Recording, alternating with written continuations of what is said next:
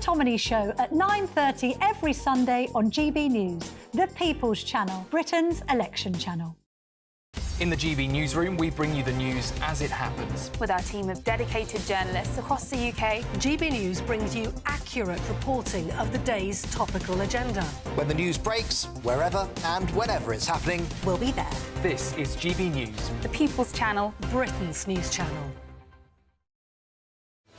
I'm Patrick Christys. Every weeknight from 9, I bring you 2 hours of unmissable, explosive debate and headline-grabbing interviews. What impact has that had? We got death threats and the bomb threat and so on. Our job is to do what's in the best interest of our country. You made my argument for me. My guest and I tackle the issues that really matter, with a sharp take on every story. I'm hearing it up and down the country. that was a beginning, not an end. Patrick Christys tonight from 9 p.m. only on GB News, Britain's news channel. We're proud to be GB News, the People's Channel. And as you know, we always love to hear your views. Now, there's a new way of getting in touch with us at gbnews.com/yoursay. By commenting, you can be part of a live conversation and join our GB News community. You can even talk to me, Bev Turner, or any of the members of the GB News family. 2024, a battleground year. The year the nation decides. As the parties gear up their campaigns for the next general election. Who will be left standing when the British people make one of the biggest decisions of their lives? Who will rise? And who will fall? Let's find out together. For every moment, the highs, the lows, the twists and turns. We'll be with you for every step of this journey. In 2024, GB News is Britain's election channel. Every Saturday, 10 till 12, we'll bring you all of the news that you need to know. We'll also remind you that there is so much to smile about. It's my favourite time of the week. I get to relax, enjoy some light-hearted stories, and let Ellie teach me about fashion too. That's Saturday Morning Live, every Saturday, 10 till 12. Only on GB News, Britain's news channel. I'm Christopher Hope. And I'm Gloria Di Piero, bringing you PMQ's live here on GB News. whenever Parliament is in session on a Wednesday at midday, we'll bring you live coverage of Prime Minister's questions. We'll be asking our viewers and listeners to submit the questions that they would like to put to the Prime Minister, and we'll put that to our panel of top politicians in our Westminster studio. That's PMQ's live here on GB News, Britain's election channel.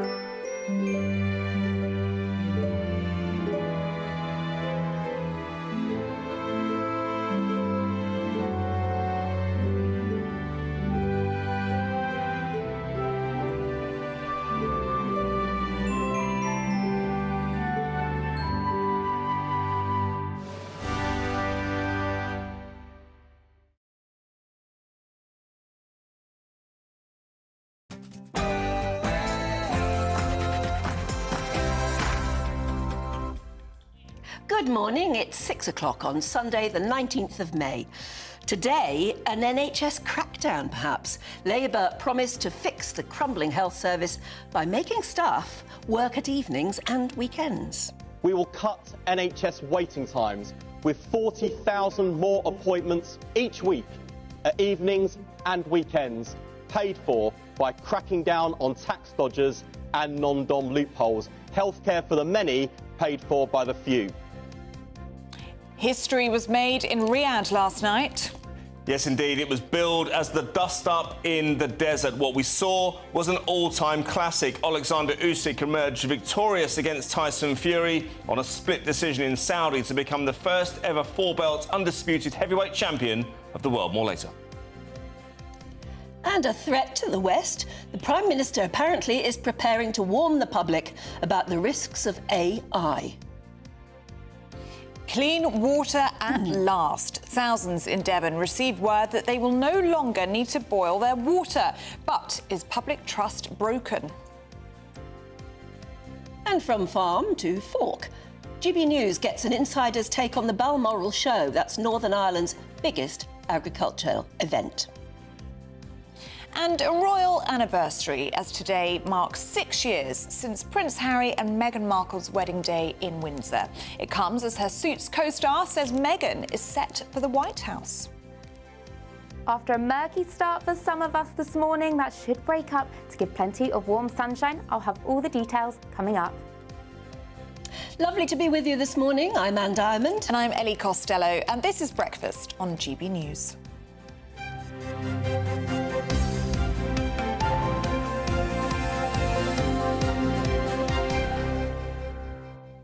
I find it absolutely extraordinary that anyone is talking about the possibility of Meghan being president of the United States. But then when you think about it, anything's possible nowadays, isn't it? I would say never, because her Suits co-star says because of her advocacy for women and all of her charity work that she does, she's actually set for the White House, and she thinks it's in the stars that she will be president one day. I wonder if that's what she really wants. I think it probably is. I would say yes. That is probably what she wants. It looks as though that's her ambition. Being an advocate for women's rights and going around making speeches here and there, is that enough experience of life and of politics to be the president? Is she popular enough in the US to be president? About that. I'm not sure. They need somebody exciting and glittery, don't they? They do. They need a woman. She'd bring glamour to the role, that's for sure. But Prince Harry would have to become American in order for her to be president. Is that right? I was reading this morning. Yes, he would have to become American. So it would be more than significant. Taken on, yes, that would be difficult. Does he even matter if she is president? He'd be first man. He'd be superfluous, yeah. Or the first gentleman. First gentleman, they say, don't they? Yeah, that would be interesting, wouldn't it? Very interesting. The first female president of the US, potentially. Yes. Let us know what you think about I just think it's daft, but it's so daft it could happen. It could. I say never in US politics. Anything could happen. It's amazing to think that it's their 6th wedding anniversary. It's flown by, hasn't it? It really has flown by. Yeah. A lot of people didn't give it 6 years, did they? But they've lasted this long. They have, and 2 beautiful children. Yeah. And a move to the US. Yeah. And stepping down as senior royals. And a lot has happened. Harry becoming an American citizen. Yeah. No, he isn't an American citizen. Yes, he is. He's got American citizenship. It must be dual. Must be dual. A lot has happened in 6 years. Be interesting to see what the next few years brings. Yeah. Well, they say a week's a long time in politics. Anything can happen. It's interesting as well, talking about Labour's plans for the NHS. I think we all welcome the idea of something being done. But is this it? Do you work for the NHS? Do you fancy what Wes Streeting has been saying about NHS staff working weekends and evenings? It's part of their pledge to deliver an extra 40,000 appointments a week. Yes, Wes Streeting also promised to protect whistleblowers and cut the NHS reliance on migrant workers. Well, political commentator Jack Rowlett joins us now. A very good morning to you, Jack. It's good to hear some plans afoot for the NHS, but I just wonder how these plans are going to go down with NHS staff who already feel very hard worked and underpaid. Absolutely, and I think that's why it's so important that there's a focus on training new staff as well. And, we've seen some of that with a focus on reduction on the reliance of the migrant workforce. I think it's a good idea. So it's going to involve a focus on, they're called high-intensity theatres, and they're being used in some parts of the NHS at the moment, but not across the board. And they can actually increase the number of surgeries that can be done by up to 4 times by basically making it more efficient. So you have patients being prepped while other patients are being operated on. And yeah, as you say, they're going to be done in evenings and weekends. Now, I think it also comes down to pay as well, and we know that they are going to be paying staff extra to do this work. But I think what's interesting is, it's going to cost £1.1 billion a year, and I don't think it's that realistic that Labour keeps saying that their policy pledges are going to be funded by, cracking down on non-doms or cracking down on tax dodgers. It seems like every Labour policy is going to be funded by that, and I'm just not sure that's realistic. I think also we need to be a bit bolder. You know, it's all well and good saying that they're going to create these 40,000 new appointments and that this is going to speed up surgeries, but actually it's access to other parts of the NHS that people are really struggling with as well, whether that's mental health or, you know, just not being able to get an appointment with your GP. So I think we need to be being much more ambitious and actually looking at wholesale system change, really, of healthcare. You know, let's look to Australia, for example, where they have a, you know, tax breaks for private health provisions to encourage people that can afford to pay to do so. And the state doesn't actually run hospitals.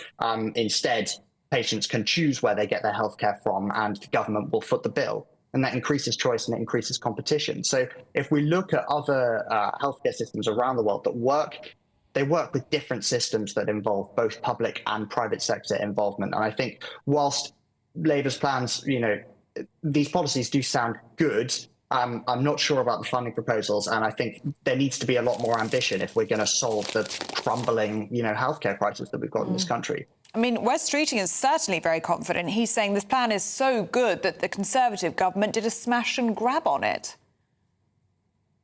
Yeah, well, I mean, he is going to say that, isn't he? Given this, given he's the Labour Shadow Health Secretary, I think, you know, it is a good idea. It is a good idea, but the funding. You know, we are already seeing that the next government is going to have, you know, enormous financial pressure on it. There isn't much money to spend. Every policy that Labour is coming up with, it's saying it's going to fund by cracking down more on tax dodgers. There are only so many tax dodgers around, and if it was so easy to crack down on them, I'm sure the government would already have done so. So actually, we need to be facing up to the challenge. You know, we have an aging population, we have more pressure on the health service. You know, a really good plan, a really top plan would involve wholesale system change and moving more towards a mixture of private and public sector involvement. And I think only Labour can really do that, because if the Tories tried to do that, they would be accused of, you know, trying to end universal healthcare, of, you know, privatising the NHS. But Labour, as the party of the NHS, they actually have the room to come up with something more ambitious because people trust them on healthcare policy. And I think the fact that they're not doing so is a little disappointing. Jack, I found it quite interesting Wes Streeting's comments on migrant workers within the NHS. He says that we've been over-reliant on them and describes it as problematic. Well, I think, you know, migrant workers do an incredibly important job in the NHS, and I would be reluctant to, you know, cut that or throw that out straight away. But absolutely, we do need to increase the kind of domestic proportion of NHS staff, and that comes through having an actual strategy on training and recruitment and pay as well. I think we have taken our eyes off the ball across sort of lots of areas, actually, of domestic training for lots of different sectors. So I'm not sure it's you know, really any reliable system needs a mixture of both. We need to be looking at bringing in people where we need them, but also, yeah, training people domestically too, absolutely. Jack Rowlett, good to see you this morning. Thank you very much. Well, let us know what you think of that. If you've just come in from a long shift overnight in a hospital or something like that, you're already working extraordinary hours and maybe very long hours. What would you think? How on earth is it going to be possible to create even more appointments, to get more doctors doing longer hours, nurses, I mean, you name it? Or is it, do you think, I mean, the buildings are there, the beds are there, or I don't know, are they? Well, the Nightingale hospitals were built, weren't they? Yeah, but I guess that's a staffing issue. Yeah. It's how you staff the Nightingale hospitals. Well, I don't know whether but they're not. They're not running. They've gone away, haven't they, really? They've sort of come to nothing. So I don't know how they're going to do it, but something needs to be done. Anyway, if you think it's feasible, or maybe you really think it's rubbish, do get in touch with your views, don't you?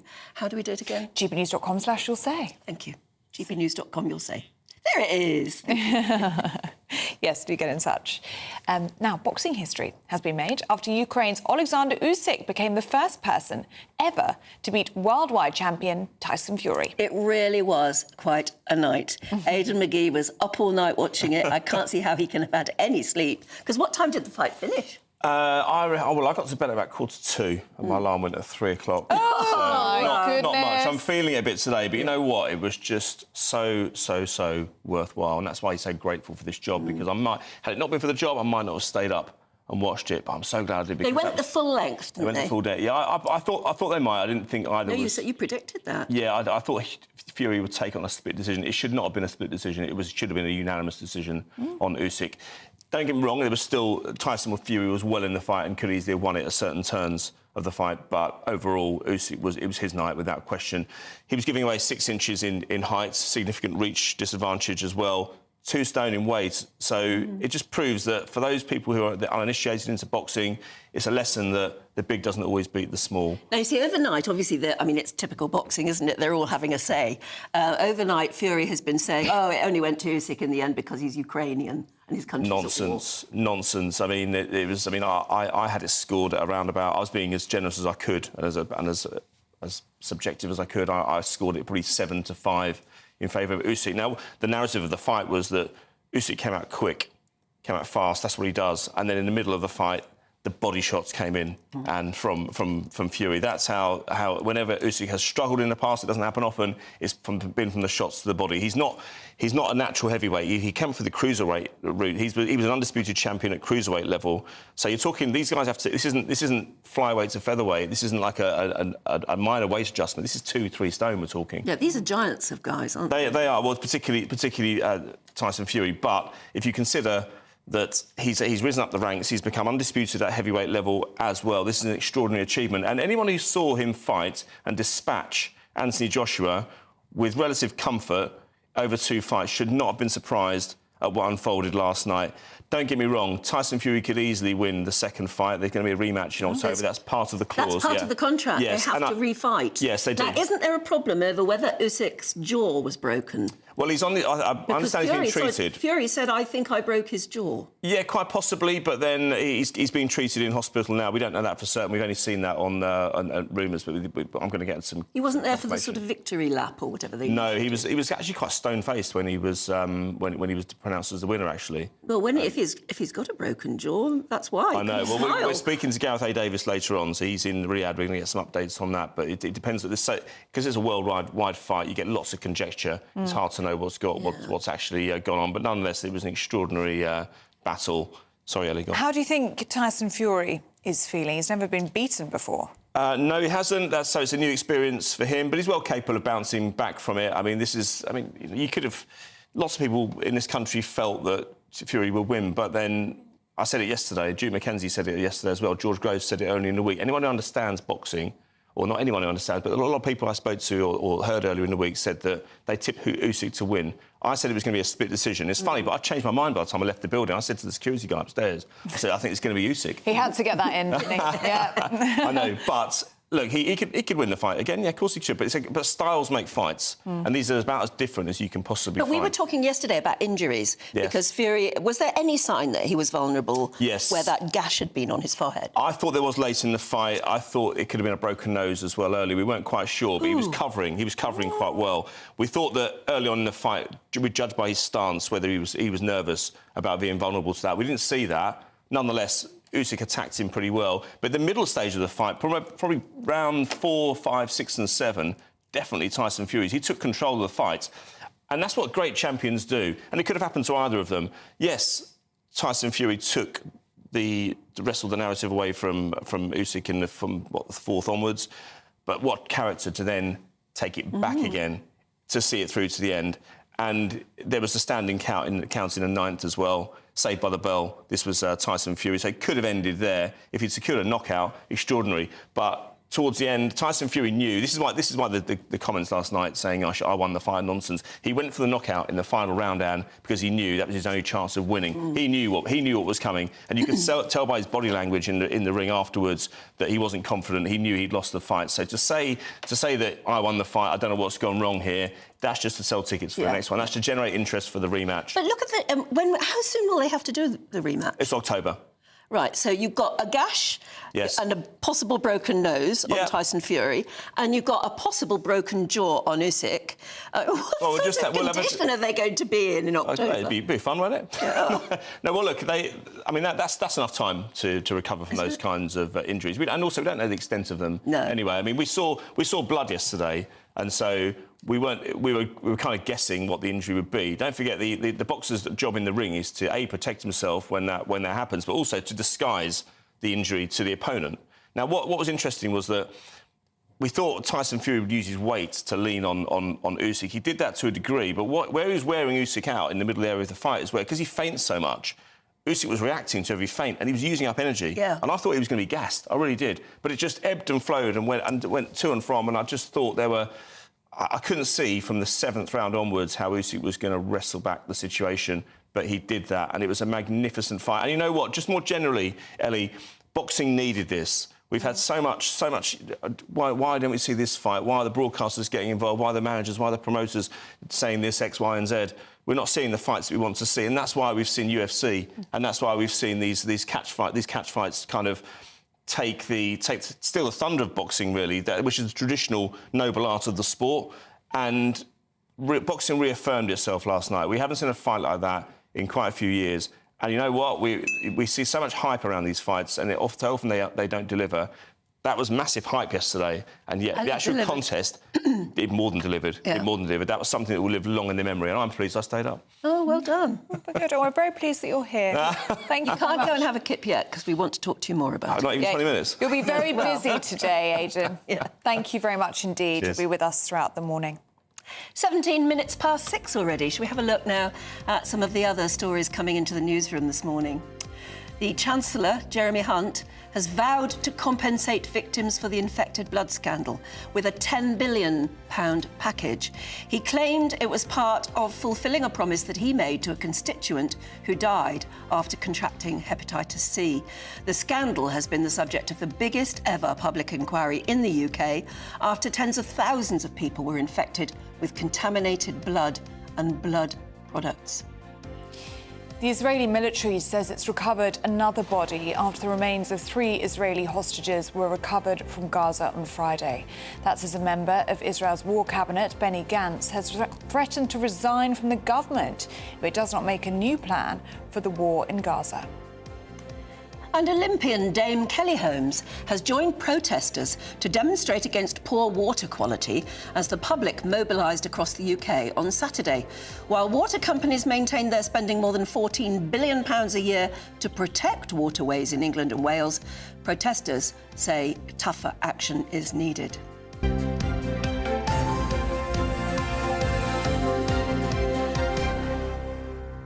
Say. Ooh, gbnews.com/yours say. Almost dropped my water bottle there.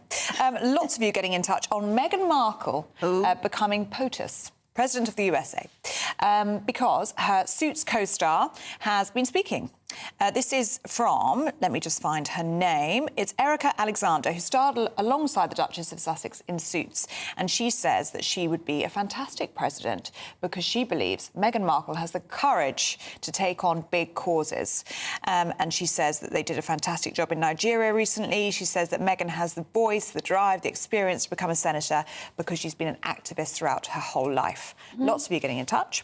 Actually, Jack, thank you very much for getting in touch. He says, morning, ladies, and sorry, but you're wrong. Harry isn't an American citizen. He just declared that his residency is in the US.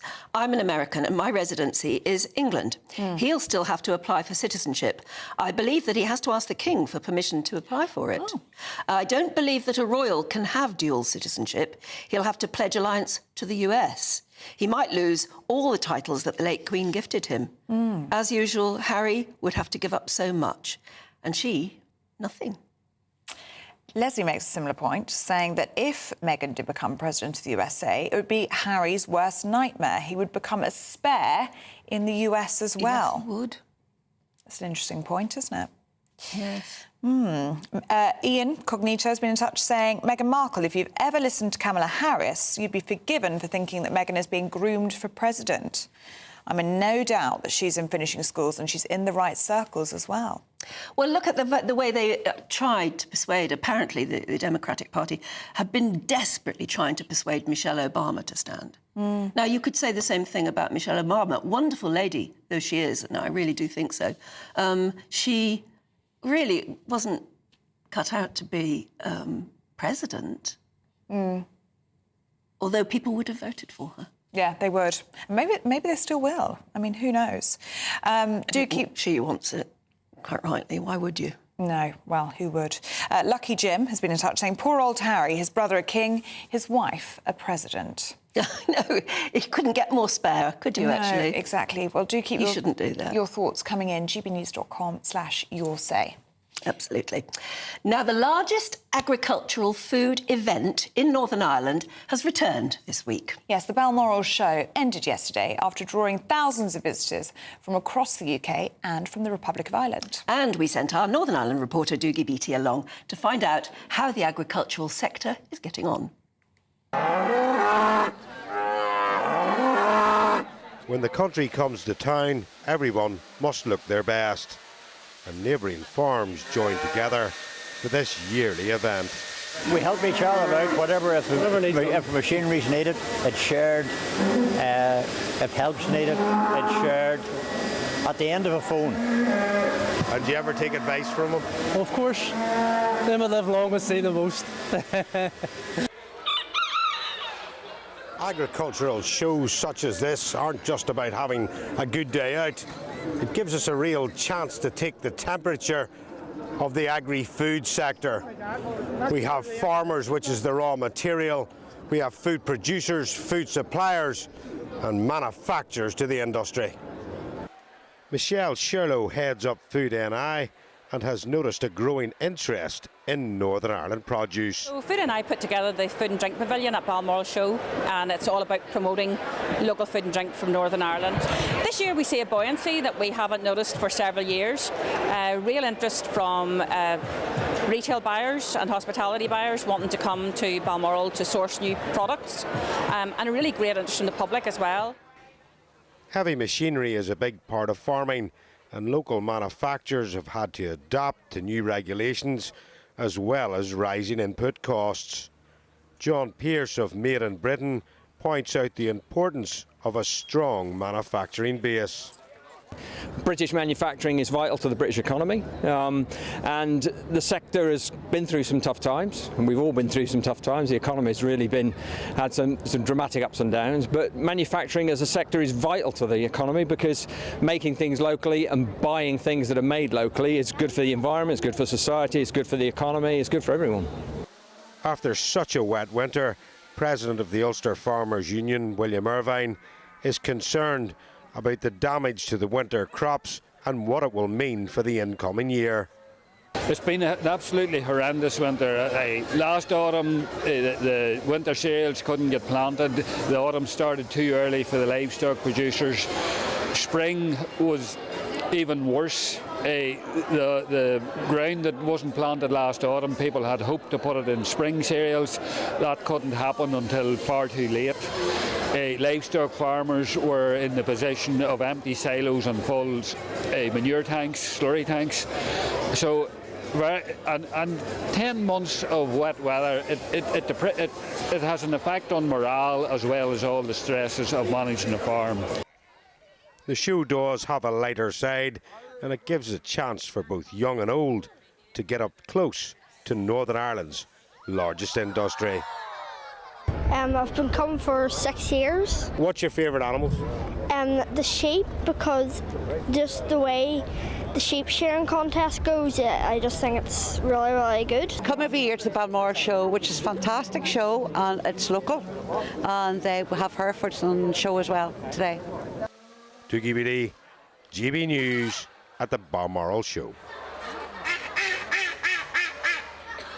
Oh, when I were a young reporter, I did so many agricultural shows. Did you? Half of them were always under an umbrella with wellies on because it always seemed to rain. But I used to love those agricultural shows. The one that I like going to actually see it happening is the sheep shearing, because they are such experts. Yeah, the pros. They can shear a sheep so it comes off like a coat, in one bit. It's amazing, isn't it? It's not like lots of little bits. It's done like a whole coat. It's incredible. They're amazing. It's like Clarkson's Farm. Watch it all day. Have you seen Clarkson's Farm? I've caught little bits. I've heard very good things. Oh, it's wonderful. Did you see that he was voted the UK's sexiest man? What did you make of that? Well, it's very interesting because there's a big piece in the Daily Mail today by Sarah Vine. Yes. And she said, first of all, you think, how ridiculous, how can he be voted Britain's sexiest man? And then she said, but actually, you like somebody with a bit of character. He's very charismatic. Who's not too polished and who's got a sense of humour. And frankly, he is quite self-deprecating. He's funny. Yeah, he's very funny.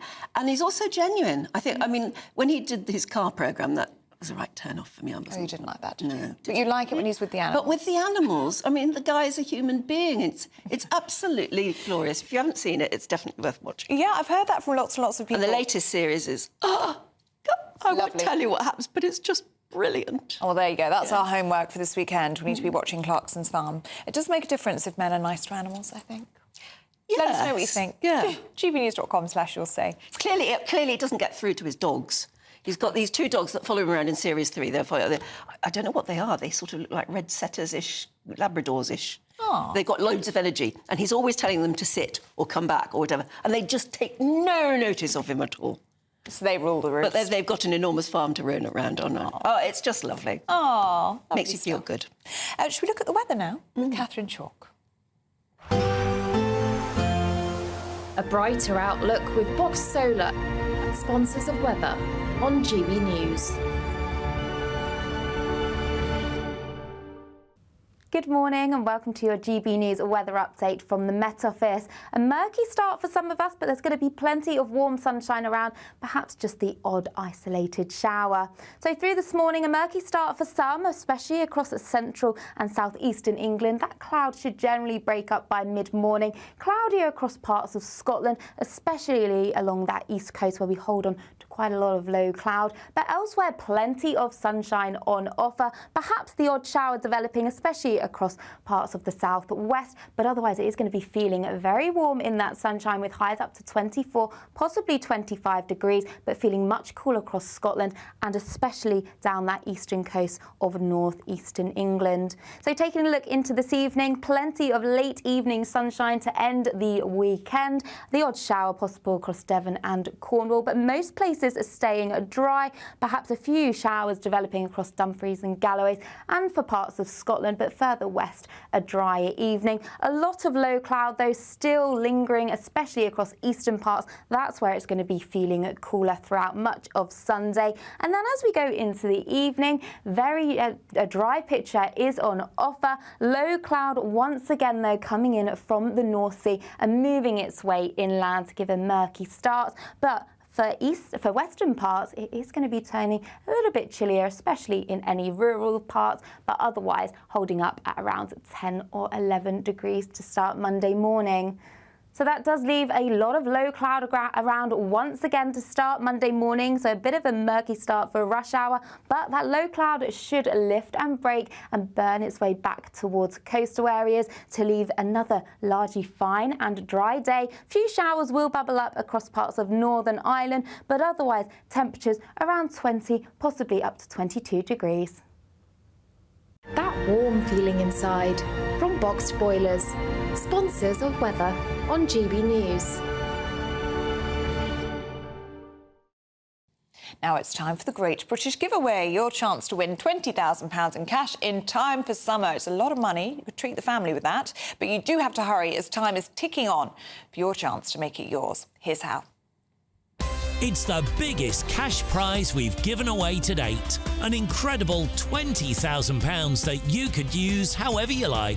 And because it's totally tax-free, every single penny will be in your bank account to do whatever you like with. £20,000 in tax-free cash really could be yours this summer. Hurry, you've got to be in it to win it. For another chance to win £20,000 in tax-free cash, text WIN to 63232. Text costs £2 plus one standard network rate message. Or post your name and number to GB05 PO Box 8690 Derby DE1 9TT. UK only. Entrance must be 18 or over. Lines close at 5 p.m. on the 31st of May. Full terms and privacy notice at gbnews.com/win. Please check the closing time if listening or watching on demand. Good luck. Well, my goodness, just the very talk of Meghan becoming president has got you going. Thank you very much for your views. Matthew Wu says, it takes more than being a mediocre actress and a third-class royal to make Meghan presidential material. And I think there are a lot of Americans getting in touch saying, excuse me, hang on, that's ridiculous. Yes, but it's certainly got you going. Yeah, keep your views coming in. What is it? It's gbnews.com// Your Say, thank you. We've got there. Yeah. Took me ages to learn the other one. I know. I've only just got the hang of it, to be fair. It's taken me a long time, so we'll all get there together. gbnews.com/Your Say. But do stay with us, because still to come, Britain is set to co-host a world gathering in Seoul next week for pivotal talks on AI safety. That's next. GB News is Britain's election channel. And when the big stories break, we're tackling them on Britain's newsroom. When we disagree, and we disagree a lot, it's even livelier than normal. We don't disagree that much. We do. His comedy, though, is revolting. I knew her, unlike you. That explains Beverly Turner's temperament. It's a bit frosty in here, isn't it? He'll have one of me one day. For dartball practice. Britain's newsroom on GB News. Weekdays, 9:30 a.m. GB News, the People's Channel, Britain's news channel. In the GB Newsroom, we bring you the news as it happens. With our team of dedicated journalists across the UK, GB News brings you accurate reporting of the day's topical agenda. When the news breaks, wherever and whenever it's happening, we'll be there. This is GB News. The People's Channel, Britain's news channel. I'm Patrick Christys. Every weeknight from 9, I bring you 2 hours of unmissable, explosive debate and headline-grabbing interviews. What impact has that had? We got death threats and the bomb threats on. Our job is to do what's in the best interest of our country. You made my argument for me. My guests and I tackle the issues that really matter, with a sharp take on every story. I'm hearing it up and down the country. That was a beginning, not an end. Patrick Christys tonight from 9 p.m. only on GB News, Britain's news channel. If you want your news to be straight talking... This is the nightmare for the Conservatives again. Down to earth. It's not just Nottingham where this is happening, is it? And most importantly, honest. Hard-working, middle-class taxpayers, they'll get their book thrown at them. Then catch me, Martin Daubney, Monday to Friday, 3 till 6 p.m. on GB News, Britain's news channel. Sunday nights on GB News. From 6, Neil Oliver. At 7, it's Free Speech Nation with Andrew Doyle. At 9, Mark Dolan. And at 11, get set for the week ahead with headliners. Tomorrow's papers tonight. GB News, the People's Channel, Britain's news channel.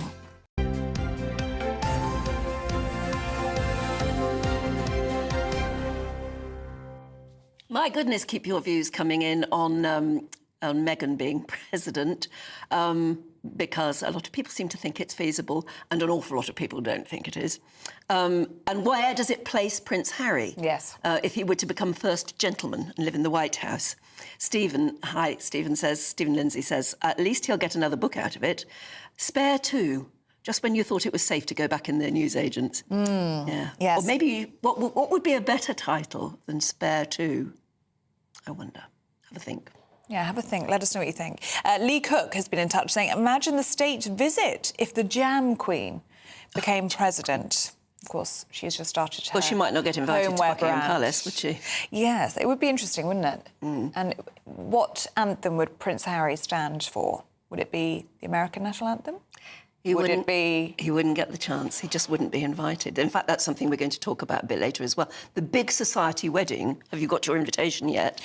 I'm still waiting for mine in the post. Absolutely. Is the Grosvenor wedding. He's, what is he? Duke of Westminster. That's right, he's Duke of Westminster. That makes him one of the richest men in the world, actually, doesn't it? He is he's a young man of 30-something, and he's a big friend, and always has been a big friend of Harry and William. And he's getting married in Chester Cathedral in the next couple of months, I think. You're across the detail. And Prince William is going to be an usher. Yes. And Prince George has got some sort of a role as well, because they're all very much linked. I think one is godfather to, But Harry would normally be there and isn't.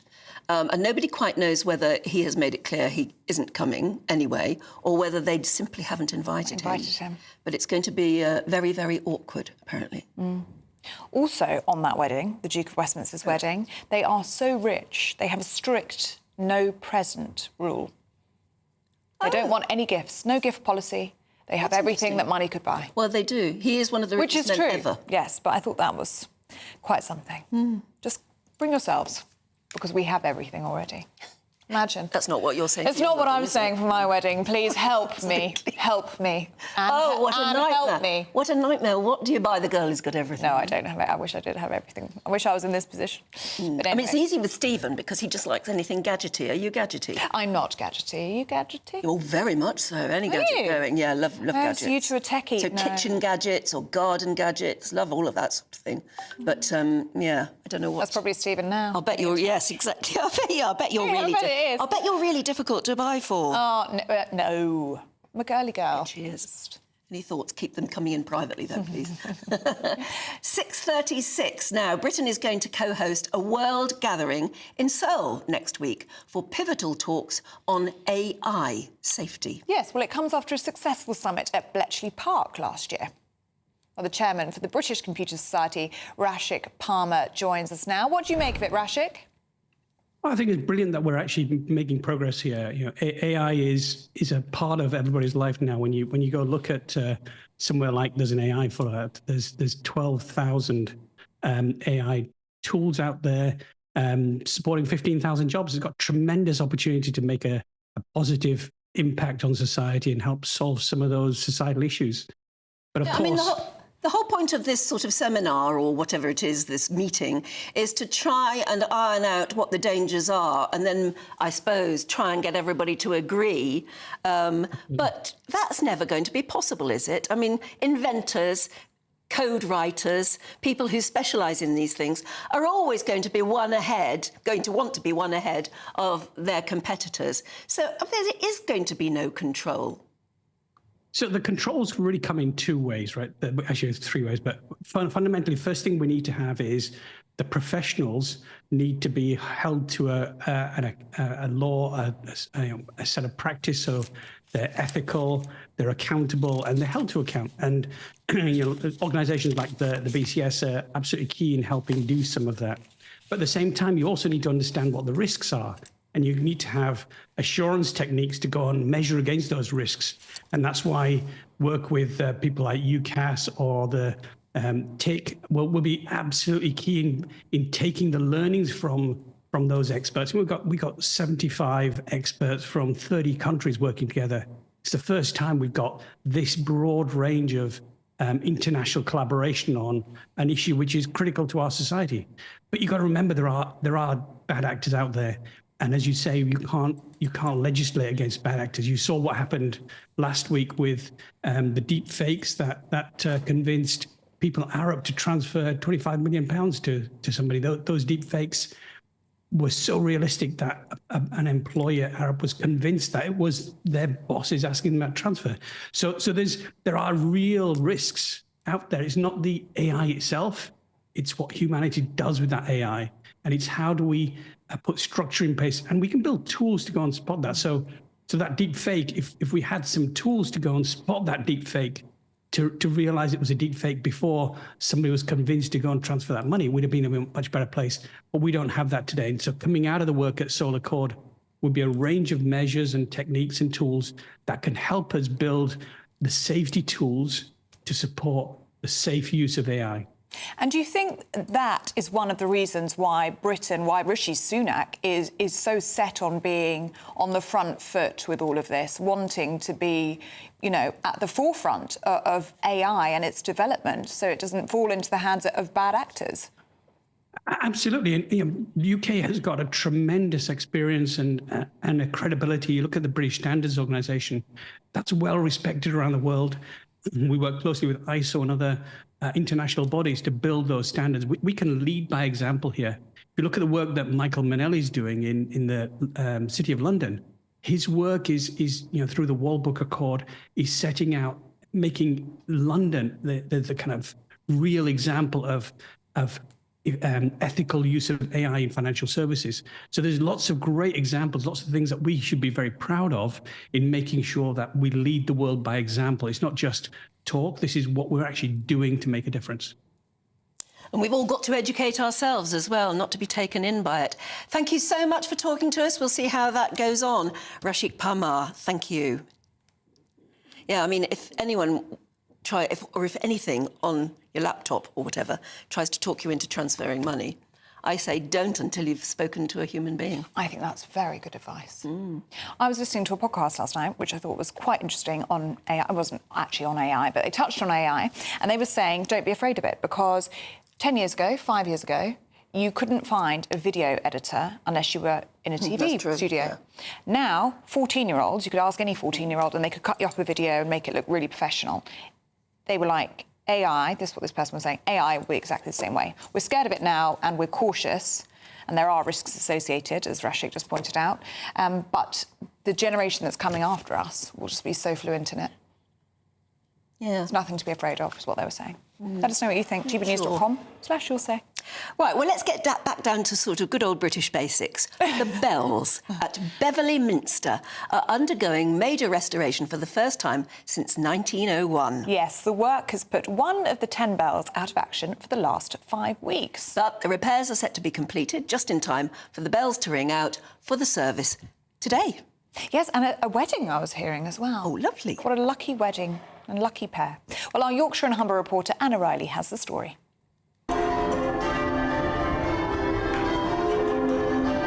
Bell ringers at Beverley Minster sound a welcome to the town before major services. But to preserve this British tradition, major bell restoration work was needed. Some of the parts were starting to wear out. They've been in use for 123 years, and there was some little problems sneaking in, but the main problem was the headstock, the gudgeon, which the bell pivots on, had come loose in the headstock. The stuff that you'll see going up at was last down here in 1901. So it's been away for the last 4 weeks, having new sections done, and as much 1901 stuff as possible is being kept. So it'll stay in use, hopefully for another 120 years.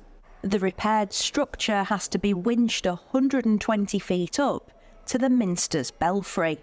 And there's only 5 bell-hanging companies left to carry out this unique work.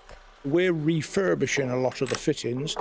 This is one of the bow wheels, and we put new rims on them. The old rims had got a bit rotten. The nails that held them together was all rusting, so they were falling apart. Nowadays we put everything together with stainless steel screws, so hopefully it will last longer. We keep preserving our old churches all over the country. Unfortunately, less and less people use the churches now on a Sunday, but we still keep maintaining them. Here, the renovation has been to preserve faith along with heritage. The 10 bells here are classed by many people as the finest peal of 10 bells ever cast, and they have special significance to various people. But if we lose our heritage, then we don't have anything. But also bells are a sign of the Christian church and calling people to prayer. Thanks to the repairs, the bells can keep ringing here for many more years to come. Anna Riley, GB News, Beverley.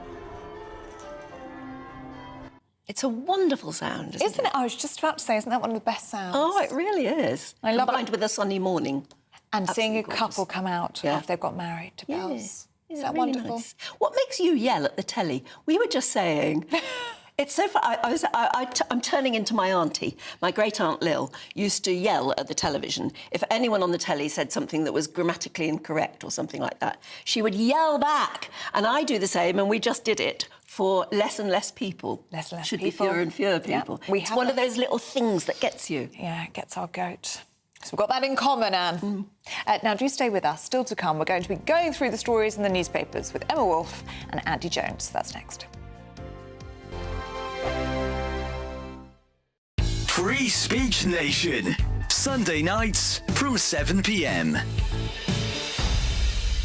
Yes, has common sense won the day at the NHS? Yes, so someone seems to have woken up and realised people are more interested in the NHS making sick people better than calling them by the correct pronoun. Health Secretary Victoria Atkins is making changes to the NHS constitution, which will see phrases like chest feeding and people with ovaries outlawed. Even Keir Starmer is getting on board.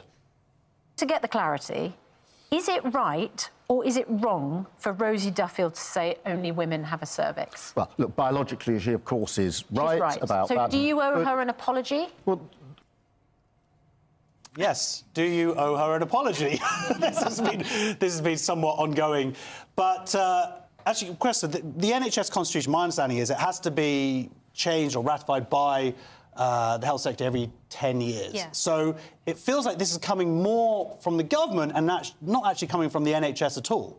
Oh, you mean because it's just time? It's just like it's time to have a look at the lease, sort of thing. The 10 years are up. But it's just that also a lot of NHS leaders are kind of saying, oh, no, we should not do this, or there's going to be complications. It feels like it's not coming. It feels like the NHS is still institutionally captured, and this is the government going, finally, no, enough is enough.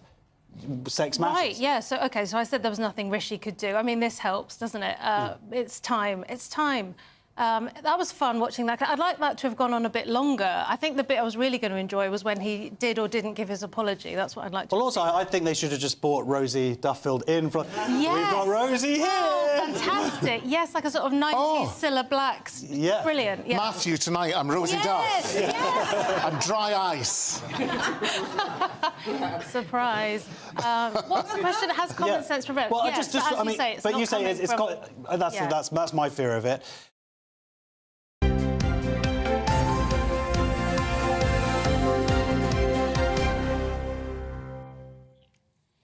Welcome back to breakfast. It is I was waiting for you 6:47 because you said you'd got a nice view. Oh, I did, yes. Let me dig it out. Here we are. We were talking about the Duke of Westminster and his wedding, and they're so rich that they have a strict no-gift policy. They say they've got everything money can buy. Anne Huggett's been in touch saying, Anne and Ellie, my late husband and I requested no presents at our wedding. Instead, we asked for donations for Pact Animal Sanctuary here in Norfolk. Oh, there you I thought that was lovely. Yeah, that's nice to see. There you go. Keep those views coming in. gbnews.com/you'll say. Right, now that we're going to have a quick whiz through the papers, we've got Emma Wolfe and Andy Jones with us. Should we have a look at the front pages or not? Yeah. The Sunday Times is leading with Jeremy Hunt, saying that it's time for justice for the victims of the contaminated blood scandal. We'll talk a bit more about that. Yes, the Telegraph reports on Labour's plans to make NHS staff work evenings and weekends as part of a drive to deliver 40,000 more appointments. The Observer leads on the Archbishop of Canterbury, urging Keir Starmer to scrap the 2-child limit on child benefit payments. The Express reports on Business Secretary Kemi Badenoch urging firms to end woke madness and get back to the job at hand. Well, as I said, Emma Wolfe and Andy Jones are here with us to have a look. We're going to start off, Emma, with the tainted blood scandal, because the more you read about it, the more you just can't... I know. I mean, it's just unbelievable. It is unbelievable that this was going on in the 1970s and 1980s and that still, decades later, you know, victims and their families have not been compensated. Did you know once every 4 days someone dies as a result of this scandal, still, as a result of the tainted blood? Just in case there is anyone watching now who doesn't know what the story is about, because, frankly, it's been going on so long that it has sort of gone under the radar. I know. Well, actually, until a couple of weeks ago, I'm ashamed to say I didn't know much about this, and I think most people are hearing about it now, but it's a bit like the post office scandal. It was never big enough. It was never big people. It was never sexy enough to really get the attention it deserved. So around 30,000 haemophiliacs or transfusion recipients were infected with disease-ridden blood, mostly HIV and hepatitis C. Often the blood was bought from America, from drug addicts, from prisoners, from people who really shouldn't have been donating blood, to put it mildly. And it's been called the worst treatment disaster in history. And in so many cases, they knew that they were giving them... That's the thing that really gets me, I mean, it wasn't like just a complete accident. Cover-up, I know. And that because they were haemophiliacs, you imagine these little children. I was at school with a haemophiliac, and all we knew in the playground was if he falls over and cuts his knee, you know, the rest of us put a plaster on, he goes straight to hospital. So these were children often, and they lived, many of them lived, you know, until into their 40s, 50s. And many of them infected other people, because the nature of things like HIV, you may infect lovers, partners, whatever, you don't actually know. So it's terrible. But on Monday, tomorrow we have the publication of the final report into the tainted blood scandal. And, well, in summary, it's hoped that finally Jeremy Hunt, the Chancellor, will be kind of coming out with this £10 billion of compensation that's needed to somehow compensate these people. But it's no surprise that governments have enough. passed the buck and passed the buck and passed the buck. And let's be honest, the Conservatives have been trying not to pay this out right now because they're heading towards an election and they have zero cash left. So. Now, Andy, I have to explain, has got a froggy throat this morning because he's been... Too much exciting sport. Yeah, you've been yelling at the telly. Neither Tyson Fury or West Brom won for me this weekend. Did you stay up to watch the fight last night? We battled hard. Did you? I'm clearly not as professional as Aidan. But I watched... Aidan I hear it, that you have been yelling. You've been screaming at This was mainly Friday night as West Brom lost the playoffs, but I watched quite a bit of the fight last night. I didn't manage all of it. I don't look as good as Aidan on it, 'cause he's the fountain of youth. But what do we want to talk about? Should we talk about Labour's plans for the NHS? They've got people working evenings and weekends.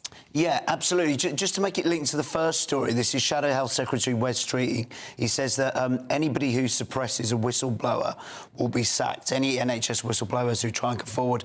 They obviously had the problem with the tainted blood scandal. I think we've had whistleblowers involved there. Obviously, the Lucy Letby murders earlier on in the year. Whistleblowers being silenced. The NHS are going to... Wes Streeting says he's going to be asking or telling NHS staff to be working weekends and evenings. This is to row back on the horrendous appointment backlog and a £1 billion drive to try and cut 40,000, to try and create 40,000 extra appointments. But it's quite interesting. There's lots and lots of other things in this story with Wes Streeting, which is by our own Telegraph, Camilla Tominey, in the Telegraph today. He also talks about hospitals having to share staff. He says one of the new drives is that they're going to try and share staff between different hospitals. Some are obviously very well kept, others are at absolutely crisis points. So if you are an NHS member of staff, not only will you be working evenings, not only will you be working weekends, you might have to be travelling from region to work for different hospitals. They also talks about the infuriating everyday problems that NHS staff have. He's been doing a lot of ear-to-the-ground stuff, listening to people in the NHS. He said it's an absolute nightmare. He said they very often have to sort of scan each other's handwritten notes into machines. Machines don't then pick up their information because it's handwritten. And then this obviously has potential crisis with, you know, misinformation, which is obviously life-saving, being perhaps misinterpreted. But lots of measures from Wes Streeting, but interested to see how many of his NHS staff, who many will vote Labour, or whether they'll be too pleased about working weekends. Yeah, and how many will be willing to do it? That's the other thing. The problem with this one is it's not as simple as it seems, because often the things that are on this backlog, this massive backlog, are things like operations. Therefore, you need surgeons, consultants, you need operating theatres to open. It's not like just opening your local GP surgery, asking them to blast through lots of evening and weekend appointments, which is feasible. This is different. This is kind of systemic hospital. You know, it isn't. You know, you need a certain amount of people to run an operating theatre or to run a certain machine or whatever. So it's going to be hard. He also says interesting things about our over-reliance on migrant workers and how, you know, we are not only draining the third world countries of their, you know, they're having healthcare crises too, but we're over-reliant on importing people in, and that we need to train our own. He does sound as though he is really putting the work in to try and get his head around the problem. A bit more flesh on the bones as well, finally, but I just think all of these things, they have lots of yes but attached to them. Emma, let's take a look at the Mail on Sunday. The front page, this is about the 80th anniversary of D-Day. But there are problems. There are. So the D-Day landings, the D-Day commemorations are June the 6th in Normandy, and many critics are saying we simply don't have the armed forces, we don't have how are the Paras going to put on a good display? Well, apparently the Paras wanted to do an enormous display. Because, of course, it was the biggest ever parachute drop ever. Yes. The day before or the night before D-Day. Yes. And so they were sort of wanted to give us all a flavour of the hugeness of it. But... And the Mail on Sunday are claiming we only have one plane. We've basically retired the Hercules fleet. They were scrapped to save money. The Airbus fleet, which are ready to replace them, are not ready yet. So we can only drop about 100 Paras. Well, the Mail on Sunday are claiming we've only got one plane. I think that is a bit of an exaggeration, but it's being blamed on basically short-sighted cutting. They're not blaming the RAF. They're blaming short-sighted cuts by the government. People are saying, you know, this lack of aircraft is an insult to those who made the ultimate sacrifice. And we do put on an amazing display, and we've heard that the King and Queen are going to be there on June the 6th, so it does seem a real shame. It does. Emma and Andy, thank you very much indeed. Let's take a look at the weather now, shall we, with Catherine Chalk. A brighter outlook with Box Solar, sponsors of weather on GB News. Good morning and welcome to your GB News weather update from the Met Office. A murky start for some of us, but there's going to be plenty of warm sunshine around, perhaps just the odd isolated shower. So through this morning, a murky start for some, especially across central and southeastern England. That cloud should generally break up by mid-morning. Cloudier across parts of Scotland, especially along that east coast where we hold on to quite a lot of low cloud. But elsewhere, plenty of sunshine on offer. Perhaps the odd shower developing, especially across parts of the southwest, but otherwise it is going to be feeling very warm in that sunshine with highs up to 24, possibly 25 degrees, but feeling much cooler across Scotland and especially down that eastern coast of northeastern England. So taking a look into this evening, plenty of late evening sunshine to end the weekend. The odd shower possible across Devon and Cornwall, but most places are staying dry. Perhaps a few showers developing across Dumfries and Galloway and for parts of Scotland, but further west, a drier evening. A lot of low cloud, though, still lingering, especially across eastern parts. That's where it's going to be feeling cooler throughout much of Sunday. And then as we go into the evening, a dry picture is on offer. Low cloud once again, though, coming in from the North Sea and moving its way inland to give a murky start. But for western parts, it is going to be turning a little bit chillier, especially in any rural parts, but otherwise holding up at around 10 or 11 degrees to start Monday morning. So that does leave a lot of low cloud around once again to start Monday morning. So a bit of a murky start for rush hour, but that low cloud should lift and break and burn its way back towards coastal areas to leave another largely fine and dry day. Few showers will bubble up across parts of Northern Ireland, but otherwise temperatures around 20, possibly up to 22 degrees. That warm feeling inside from Boxed Boilers, sponsors of weather on GB News.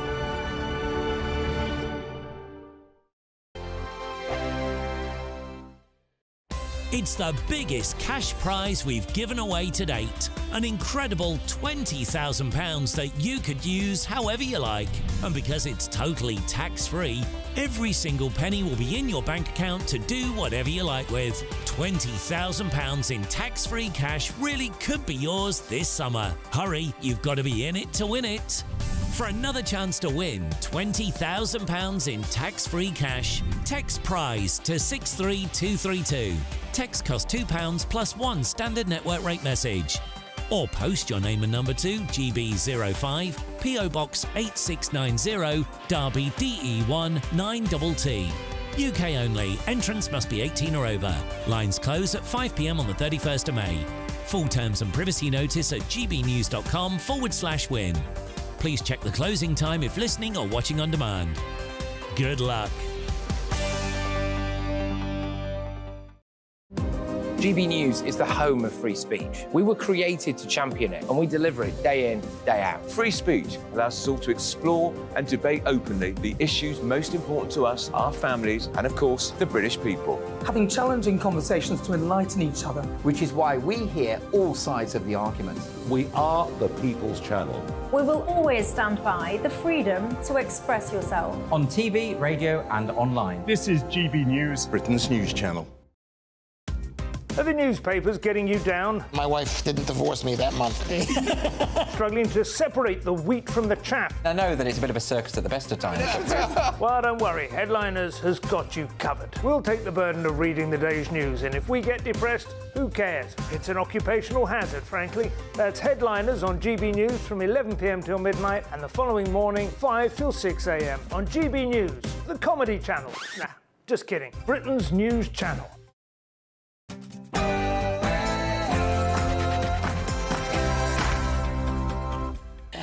Good morning. It's 7 o'clock on Sunday, the 19th of May. Today, an NHS crackdown, perhaps. Labour promised to fix the crumbling health service by making staff work evenings and weekends. We will cut NHS waiting times with 40,000 more appointments each week at evenings and weekends, paid for by cracking down on tax dodgers and non-dom loopholes. Healthcare for the many, paid for by the few. And my goodness, history was made in Riyadh last night.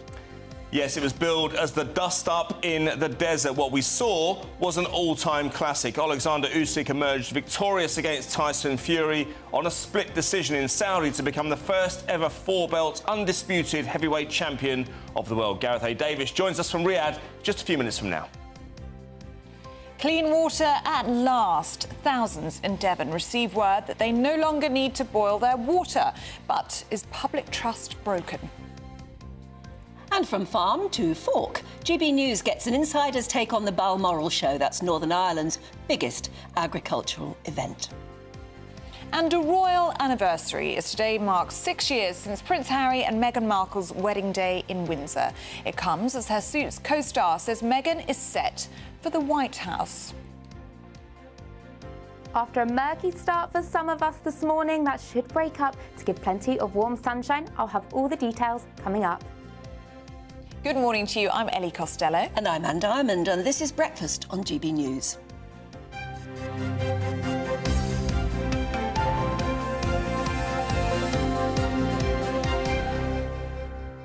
Lots of you getting in touch on NHS plans. From Labour, Maggie's been in touch saying hospitals in our region already share staff.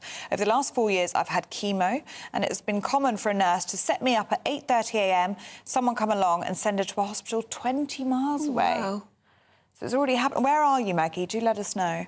But it's already happening, it would seem, in some parts of the country. Yeah, let us know. I mean, it's all very well to promise 40,000 more appointments a week.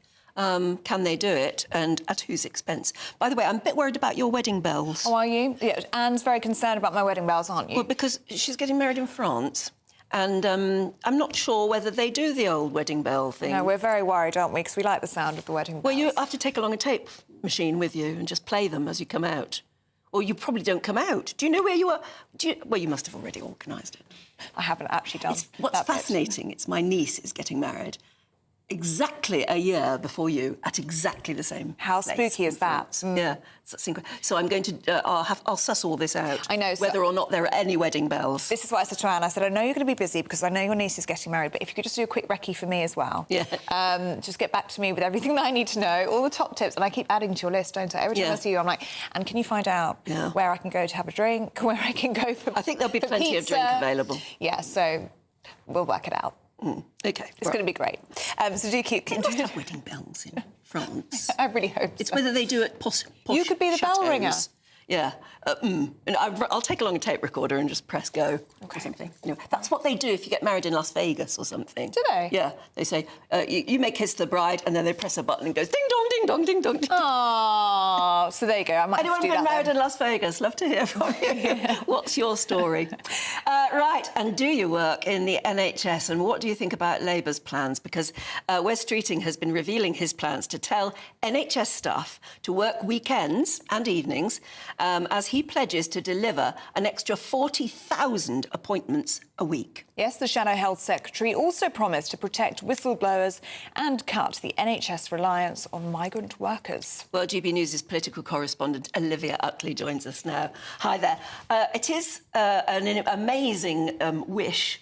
But Tony Blair did it, didn't he? When he was running to hopefully take over from the Tories, he said, I will cut waiting lists, and he did. How did he do it? I can't remember. Well, I think one thing to bear in mind is that it does tend to be easier for a Labour government than a Conservative government to deal with the problems facing the NHS. The NHS, for a Conservative government, often becomes very, very toxic, and whenever hints of reform are even whispered at, there is a huge backlash from people saying that the Conservatives want to privatise the NHS, for example. Can't remember whether it was 2017 or 2019, but there was a plan on the Conservative manifesto to get waiting lists down, and immediately the Jeremy Corbyn spin team came back and said it was a plan to privatise the NHS. What we're hearing from Wes Streeting now, it's quite Blairite, but it also is really quite right-wing. If a Conservative politician said that the NHS was wasting money, Wes Streeting has said this morning that he shares Treasury cynicism about how NHS money is being spent, you would see a lot of raised eyebrows. But it feels as though Labour is in actually a better position to be able to make those changes that the NHS probably quite desperately needs. Now, this plan is, it sounds pretty sensible on the face of it. There's planning to have 40,000 new appointments a week with £1.1 billion. To do that, he would allow NHS nurses and doctors to work weekends, pay them overtime for those weekends, and he'd share staff between hospitals so that there was enough staff to treat patients at their nearest hospital wherever they needed. He says that in those weekends they could get as much work done as they would in a normal week. Now, of course, the big question is, where is that £1.1 billion going to come from? He says that he'll be closing loopholes cutting down on tax evasion. Well, easier said than done. Obviously, every single government would love to cut down on tax evasion. They try. It can work out quite tricky. And then also scrap the non-dom status. Well, Labour have used that to pay for a lot of their plans. I'm looking forward to seeing a full breakdown, but the immediate analysis that there is a pretty chunky black hole in Labour's finances. Also, of course, the Conservative government has stolen Labour's clothes by announcing that it too plans to cut the non-dom tax status. So it isn't quite clear where this £1.1 billion is going to come from. But as you say, Tony Blair managed to do it once before. It sounds like Wes Streeting is a man on a mission, and politically, perhaps he is better suited to doing this. Very interesting, his comments on migrant workers and the NHS over-reliance on them. Really, really interesting. And he says that we should be, training up more of our own doctors. Again, this is a policy idea that if a Conservative said it, you would see a lot of raised eyebrows. There is also in this, he wants to get very, very tough on NHS managers who are giving NHS whistleblowers a hard time. There was this awful Telegraph story showing that NHS managers are essentially making life impossible for anyone in the NHS who blows the whistle on poor care. Even if sometimes it's a life and death situation. These doctors and nurses have been given money, gagging orders. They've been given up to 100 grand to stay silent about this. And Wes Streeting has made it absolutely clear that anyone who treats a whistleblower like that will be sacked from the NHS and will never be allowed to work in the NHS again. Just such strong rhetoric on the NHS, which, again, we just don't really see from Conservative politicians because it is such a toxic issue for them. Because they're so sensitive about being the guy who says it. A bad guy. The other thing that's interesting about Wes Streeting, all of these plans that Wes Streeting has said, you can't... It's going to need such organisation, you can imagine that even more NHS managers are going to have to be recruited. And that's not what you want, is it? I mean, it's going to be an incredible burden for anyone to organise it. Absolutely, that's a really good point. A huge sort of feat of logistics to imagine, all of this weekend work, people working overtime, people ending up doing more than their shift was supposed to be, people working in different hospitals from where they normally work. Massive, massive sort of admin burden, logistical burden. And as you say, that means more managers being recruited into the NHS. Does that £1.1 billion account for the amount of extra work around the actual doctors and nurses? It'll be really interesting to see a full breakdown. Yeah, that it will. Olivia Utley, good to see you this morning. Thank you very much. And do let us know if you work in the NHS and maybe you work in one of those departments that does lie empty at weekends. And you often think, if only they could staff it, you could actually use those places. Be interesting to know if it was workable. Give us your point of view, please do. gbnews.com/yoursay. Yes. Exactly that. It's on your screens now, gbnews.com/yoursay. Now, we bring out the wedding bells, because today is the 6th wedding anniversary for the Duke and Duchess of Sussex, whose 2018 Windsor wedding, do you remember, captured our hearts around the world. Yes, fast forward to now, and it looks like Meghan Markle could be set for no less than a presidential run. It's after her former Suits colleague said that the Duchess is set for the White House. Well, let's put that to royal commentator Richard Fitzwilliams, who joins us now. A very good morning to you. Well, first of all, it would be wrong if we didn't wish them a very happy wedding anniversary, wouldn't it? Oh, absolutely. I think that if you think back 6 years, I mean, what they seemed to forget was the universal praise, and now hostile press was unanimous in saying that this was an absolutely fabulous idea, that this was a union that was really going to cement the monarchy in a contemporary period.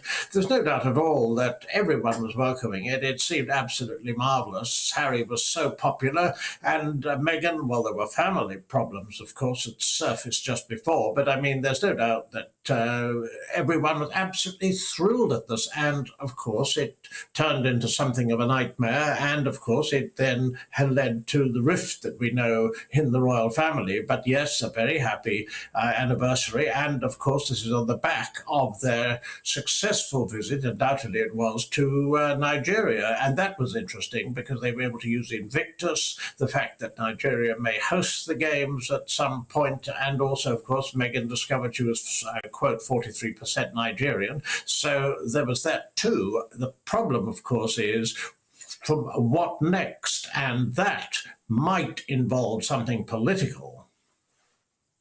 Richard, what do you make of those comments from Meghan Suits co-star who suggests that Meghan may be set for the White House? Well, of course, this is fantasy land. I mean, you could argue that that which becomes a reality one day could begin in a fantasy.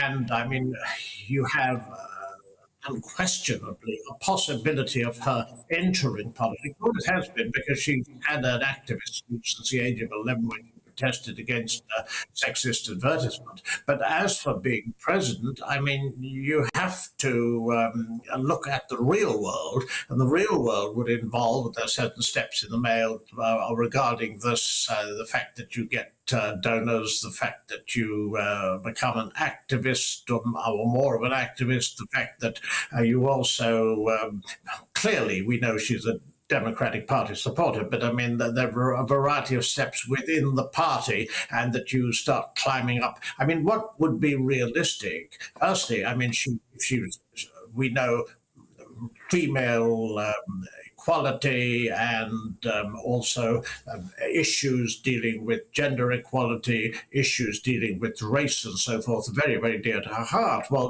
there are things she could campaign on, and the way this would be handled would obviously be, I just said, targeting the possibility of a seat in the House of Representatives, and then you could conceivably dream on about the Senate. But as for president, anybody can be president. That, of course, is the American dream. But if that happens, I will raise my eyebrows 3 times higher than the possibility that I really can't see.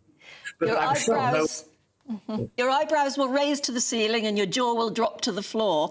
But you have to ask, don't you, if she has such ambitions, where does this leave Prince Harry? I mean, he's obviously already resentful that he was treated as a spare back here in Britain.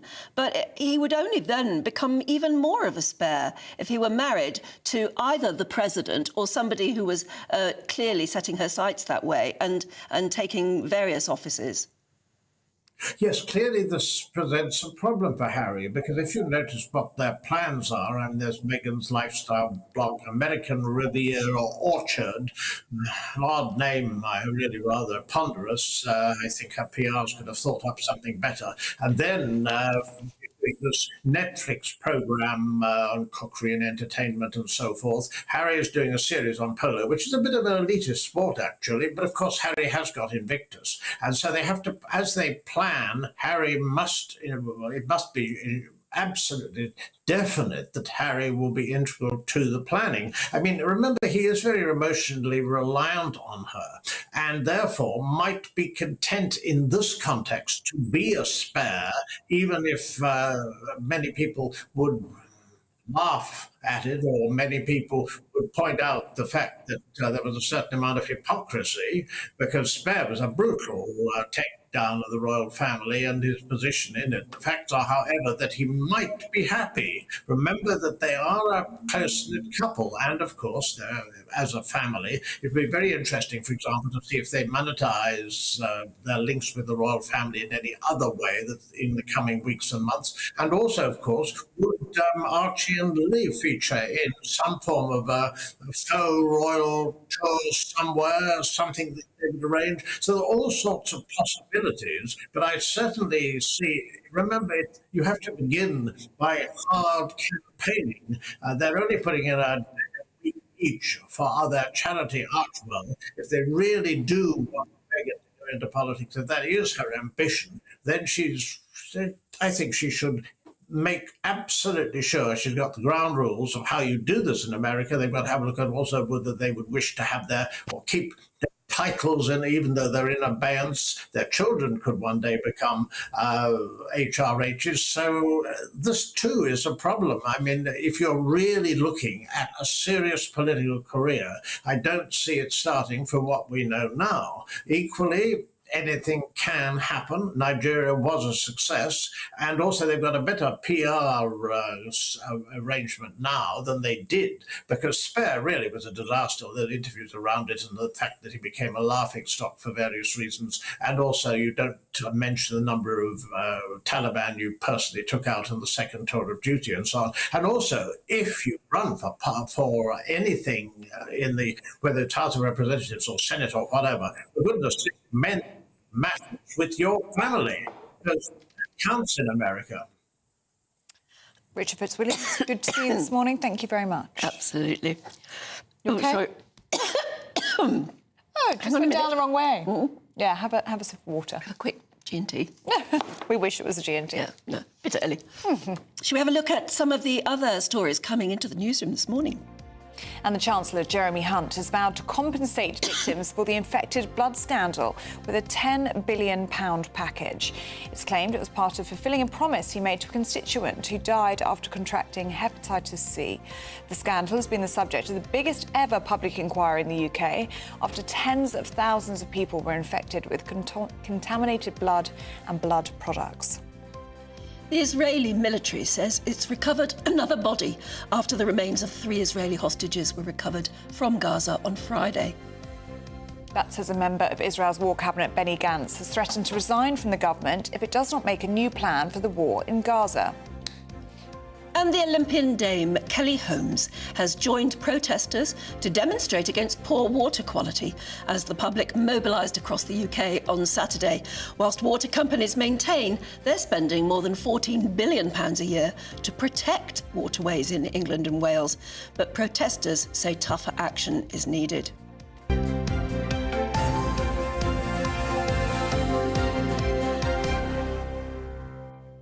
Now, shall we have a look at the weather with Catherine Chalk? A brighter outlook with Box Solar, sponsors of weather on GB News.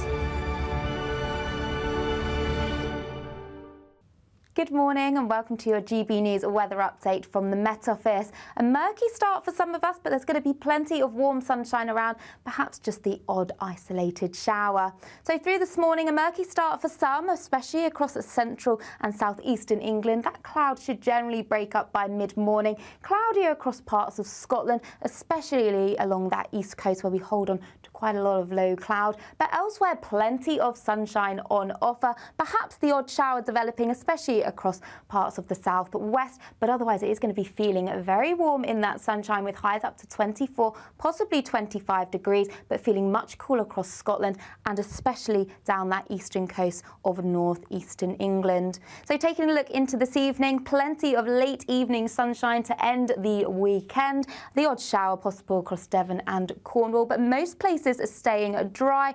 Perhaps a few showers developing across Dumfries and Galloway and for parts of Scotland, but further west, a drier evening. A lot of low cloud, though, still lingering, especially across eastern parts. That's where it's going to be feeling cooler throughout much of Sunday. And then as we go into the evening, a dry picture is on offer. Low cloud once again, though, coming in from the North Sea and moving its way inland to give a murky start. But for western parts, it is going to be turning a little bit chillier, especially in any rural parts, but otherwise holding up at around 10 or 11 degrees to start Monday morning.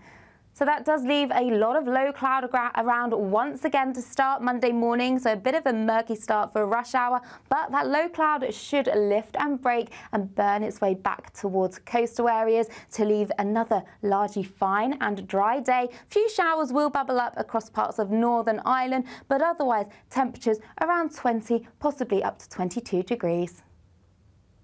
That warm feeling inside from Boxed Boilers, sponsors of weather on GB News. Right, time for the Great British Giveaway, your chance to win £20,000 in cash in time for summer. Have a think about what you'd spend it on, but don't dream too much. Get on and do it, because you can't win it if you're not in it. Here's how. It's the biggest cash prize we've given away to date. An incredible £20,000 that you could use however you like. And because it's totally tax-free, every single penny will be in your bank account to do whatever you like with. £20,000 in tax-free cash really could be yours this summer. Hurry, you've got to be in it to win it. For another chance to win £20,000 in tax-free cash, text WIN to 63232. Text costs £2 plus one standard network rate message. Or post your name and number to GB05, PO Box 8690, Derby DE1 9TT. UK only. Entrance must be 18 or over. Lines close at 5 p.m. on the 31st of May. Full terms and privacy notice at gbnews.com/win. Please check the closing time if listening or watching on demand. Good luck. Yes, good luck indeed. Now do stay with us. Still to come, Ada McGee will be here to give us the lowdown on Usyk versus Fury.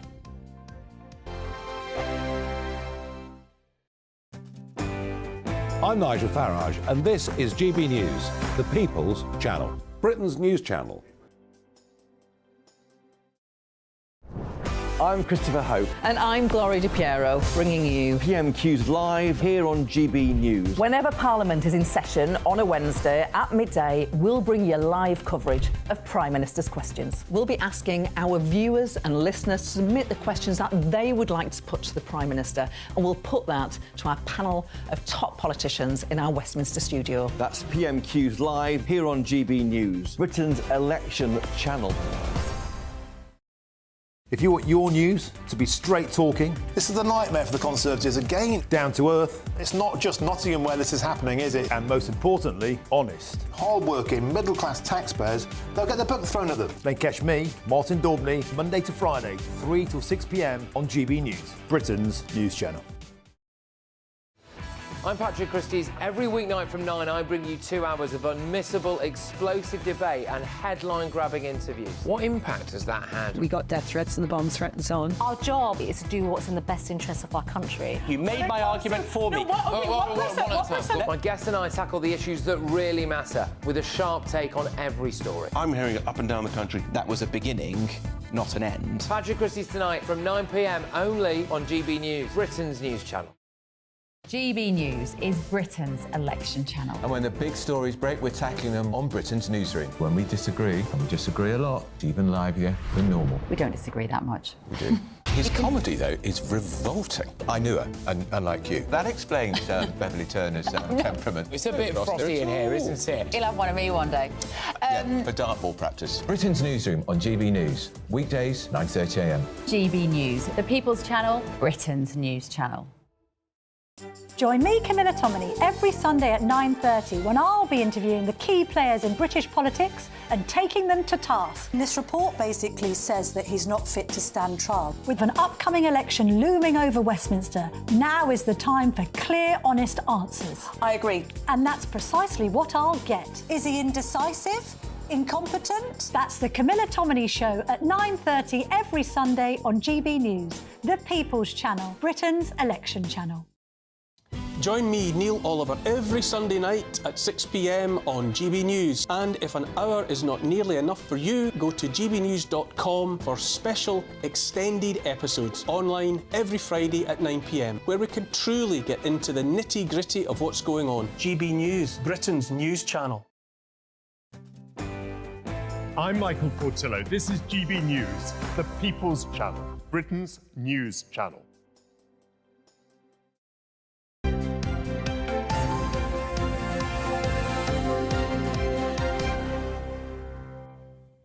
Welcome back to breakfast. Well, yes. We're all suffering from funny, froggy throats. But from our point of view, it wasn't because we were up all night yelling at the telly, and because it was the big fight, of course. Boxing history apparently been made after Ukraine's Alexander Usyk, wonderful name, I love that, became the first person to beat the worldwide champion Tyson Fury. But someone who did stay up all night and does... You don't have a frog in your throat, actually. Well done, Aidan. Is Aidan. I can go and find one if you want. Aidan McGee. No, but everyone else is suffering, but not you. But you just watched it professionally. You didn't yell at the telly. No, I didn't yell at the TV, but it was an extraordinary fight. It really was. I'm so glad I stayed up because, you know, sometimes we've had so many times in the past where we've stayed up in the middle of the night for fights, sometimes even later, and it's been a real letdown. In fact, I want to bring in Gareth A. Davis now from Riyadh, who is somebody who sat through the whole thing and was extremely animated throughout. Good morning to you, first of all, Gareth. What was your assessment of the fight overall? Because it's so often the case that these fights promise so much and don't deliver. I would argue this one will go down as an all-time classic. Yeah, it was, Aidan. You're absolutely right. It was a classic. We were expecting a fistic chess match with both men having brilliant IQs, both being elite boxers, neither man ever having lost in their careers. And it was a seesawing ding-dong affair. And I think what'll be remembered, really, I mean, obviously, Alexander Usyk is now the undisputed king of the division and will go down, in my view, as an all-time great. Olympic gold. Look at him there in his splendour as he walks out. The pageantry of the occasion was amazing as well. The Gypsy King having a good dance before he stepped into the ring to go. Cristiano Ronaldo and all the guests, Anthony Joshua with His Excellency Turki Al-Sheikh. I'm doing commentary on your pictures, but it was an amazing... The old guys who won the Undisputed last time, Lennox Lewis and Evander Holyfield, it was that kind of occasion. And to answer your question, Aidan, Tyson Fury was brilliant for 6 rounds and ahead. And I wonder whether... There's a thing in boxing we say, someone can get too greedy in the ring. And he became so comfortable and confident that Alexander Usyk found a way back into the fight. And great athletes and fighters and sports people can change the pattern of the fight. And he did in the 8th round when he virtually knocked Fury out with a flurry of left hands. And Fury never really recovered. I had Usyk winning 114, 113, and he was the rightful winner on the night, even though it was a split decision. Well, I was going to say that, Gareth. Were you surprised at the split decision? Because I, on my pigeon card at home, had it down as a unanimous, but maybe you have a different view. No, I think you're absolutely right. It's hard to make a case for Fury winning the fight because Usyk probably won it 7 rounds to 5, or if he didn't, and as I scored it, he had a knockdown in that 9th round, which made it 10-8. So you have to give a point his way. It was a fight of 3 thirds, and in the last third, as he's done against Anthony Joshua in the second fight, proven that he's so skillful at doing the last 4 rounds of a fight and taking it away from men. Let's not mince our words about this, who are 3 stone heavier than him. That's what makes him so extraordinary. What about the jaw situation with Usyk? Because Tyson Fury suggested afterwards that Usyk was on his way to hospital, and then I think I'm right in saying that Usyk appeared at the press conference looking relatively comfortable. But if there is a problem with the jaw, does that jeopardise the rematch in any way? I think they were just worried about him. Yeah, I haven't been to bed. I was there to the press conference till 4 a.m. because we had Tyson Fury, then we had Alexander Krasiuk, his promoter, come through, the Ukrainian's promoter. Usyk went, it's a normal procedure. He had a fast MRI scan. These are big, big men, remember, and they hit each other with a lot of punches because it was an all-action bout. They weren't in massive exchanges, but it was so busy because Usyk was squeezing the space against Fury all the time. He was playing rope-a-dope, putting his arms out, sticking his tongue out. There's Usyk. He eventually turned up with his little pet donkey. He was very emotional, by the way, because his father has passed away. And, you know, he was talking about his father. And that was the moment when he was so emotional. I'm getting emotional seeing it now because I was standing right near him.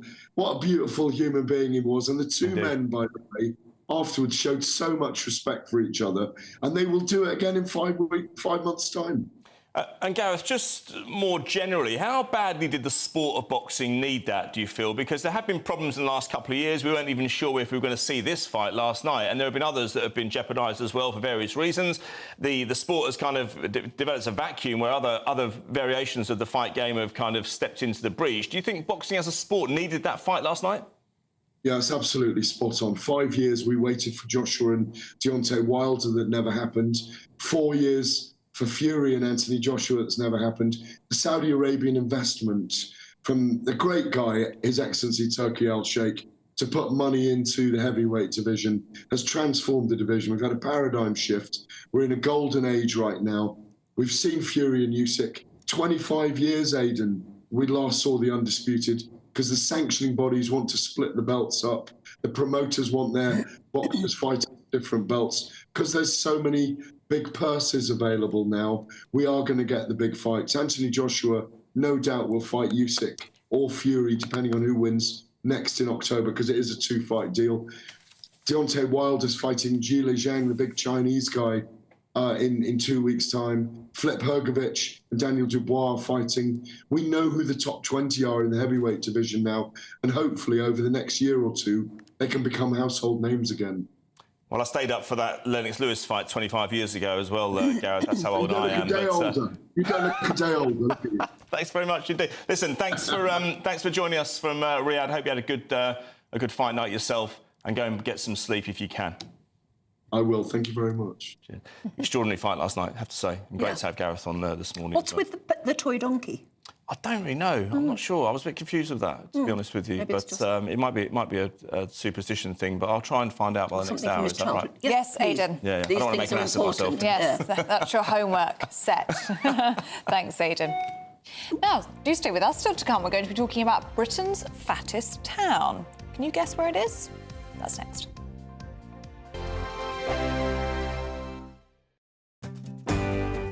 I'm Michelle Dewberry, and this is GB News, the People's Channel, Britain's news channel. In the GB Newsroom, we bring you the news as it happens. With our team of dedicated journalists across the UK, GB News brings you accurate reporting of the day's topical agenda. When the news breaks, wherever and whenever it's happening, we'll be there. This is GB News, the People's Channel, Britain's news channel. This is GB News, Britain's news channel. Have government done enough, do you think, to actually help them out? I think there will be occasions where people have tried to run a venture, whether it be a pub, a restaurant or anything sort of like that, in the hospitality sector, and it hasn't become commercially viable because of costs, because of bad accounting or because of bad business people. That is just a fact of life. That happens in every sector. So there will be pubs that are closing because they've been poorly run.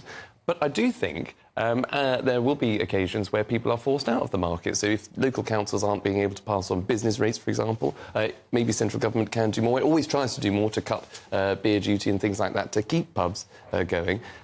So I don't think it's necessarily just as plain as what James is saying, is that, you know, bad pubs will just inevitably be falling by the wayside. The idea that you two gentlemen, you raging capitalists, support the government stepping in to protect pubs seems to be particularly peculiar. If a pub isn't commercially viable, it has to be allowed to fail. Well, Sadiq Khan, you know, he has a nighttime czar that he pays well over 100 grand. Yes. And businesses are going under like you wouldn't believe in London. She's a real nightmare. What's your point? Well, the point is that Labour aren't exactly helping out these businesses, are they? So I'm saying that pubs should not be protected by the state. I'm all for a pub. Well, I'm not suggesting that we subsidise pubs. Well, that has been suggested. That's what James May is railing against. Although I have to say, it's all very well for James May and presumably his very posh gastropub. But if a pub is not fit for purpose, and May makes this point, you know, you've got to have decent, clean loos and a clean pub. And also, realistically, in this day and age, you know, times change, you've got to put on some decent grub as well if you want it to survive. We can't have the government stepping in to save our pubs. And anyway, my understanding over the last 10, 20 years, as a percentage, we haven't lost that many pubs, so they're not going under anytime soon. Every Saturday, 10 till 12, we'll bring you all of the news that you need to know. We'll also remind you that there is so much to smile about. It's my favourite time of the week. I get to relax, enjoy some light-hearted stories, and let Ellie teach me about fashion too. That's Saturday Morning Live, every Saturday, 10 till 12. Only on GB News, Britain's news channel. I'm Nana Acquia. This is GB News, Britain's news channel.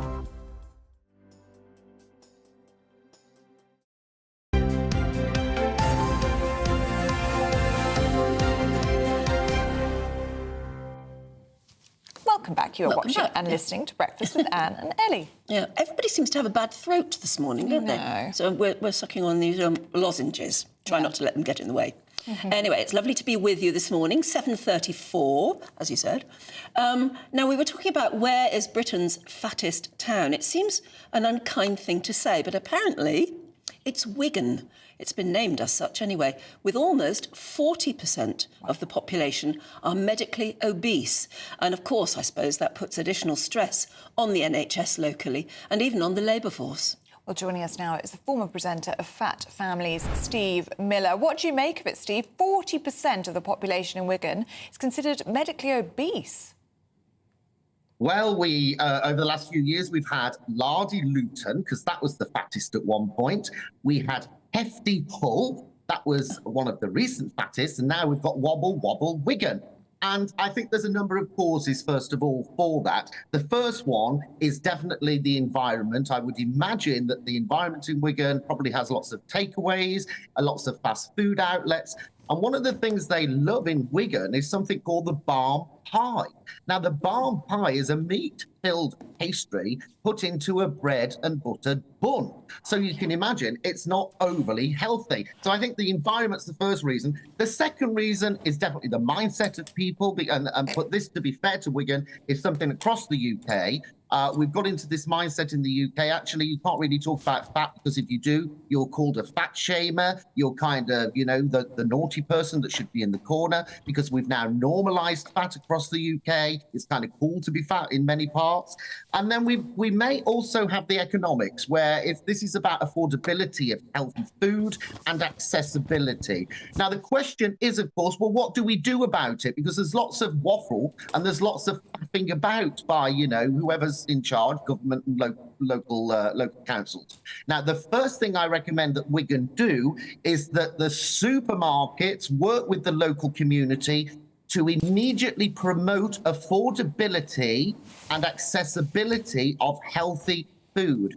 There's a myth that it costs a lot of money to eat healthily.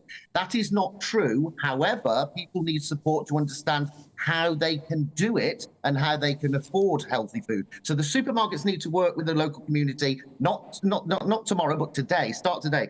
The other thing that needs to happen is an assessment of the environment. Because I mean, I don't know how many fast food shops there are in Wigan, but I should imagine there's quite a lot. So that needs to be done. And then the third thing, and we've never done this in the UK, this would be a fresh approach.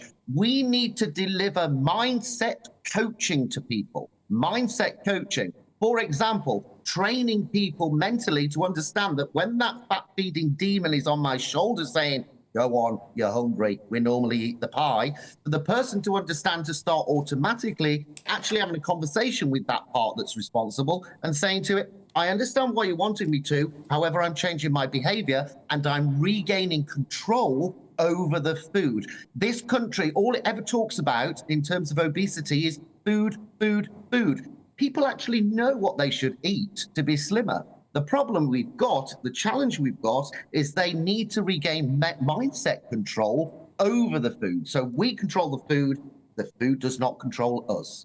But how do you do that? How do you do that with 40% of Wigan's population, for instance? How do you change mindset without giving everybody regular counselling? We couldn't afford to do that, could we? No, I don't. I would not support and endorse regular counselling or one-to-one coaching. You could do it collectively. I mean, common sense. Just put something online to start with, give some demonstrations, publicise it locally. And yes, will it upset some people? Probably. Will we get the fat shaming squealers out? Probably we will. I suggest in Wigan today that every takeaway should have a sign in its window that says, if you are fat, think before ordering. Those kind of warnings work. Why do they work? Because they're emotive. They make people stop, look, and listen before they place an order, and also before they put the food in the mouth. The problem with the UK is we are soft on fat. We kind of celebrate fat. And nationally, what we should be doing is looking to Japan and South Korea, who manage obesity exceptionally well. They don't all whinge and moan over there. They just make it clear. Being fat is wrong. Being fat puts you on death row, and we need to and take control. And that is that's the kind of culture we need to adopt in the UK if we are going to be serious to get to war on fat. Giving people blooming injections to take every week is just ridiculous and potentially dangerous because of the potential serious side effects. And so what I say is, yeah, from a strategic point of view, look to Japan and look to South Korea. They do it really well. OK, Steve Miller, good to see you this morning. Thank you very much. Thank you. Let us know what you think of that. How do you combat fat, especially on such a large scale, like a whole town or something? And just think of the strain that that's putting on the NHS and local services. 40%. And the strain, population being... and the stress on people. Yes. And bones. It's not good for you. Yeah, yes. Exactly. Right, do stick with us. Still to come, we're going to be looking at most of the stories making the news with Emma Wolf and Andy Jones. That's next.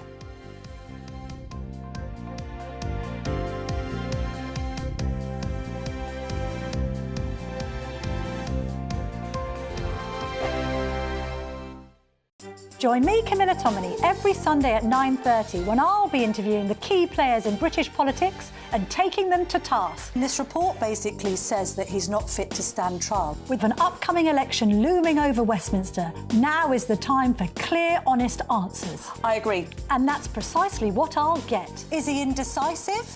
Incompetent? That's the Camilla Tominey Show at 9:30 every Sunday on GB News, the People's Channel, Britain's election channel. Good afternoon, Britain.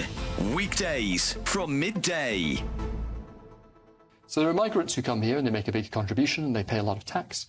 And some types of migration from some countries, that's particularly the case. On that, sorry, Neil, others, on that, you say migrants from the Middle East, North Africa and Turkey, aged 25 to 64, are almost twice as likely to be economically inactive as someone born in the UK. So essentially, we've invited people to come here.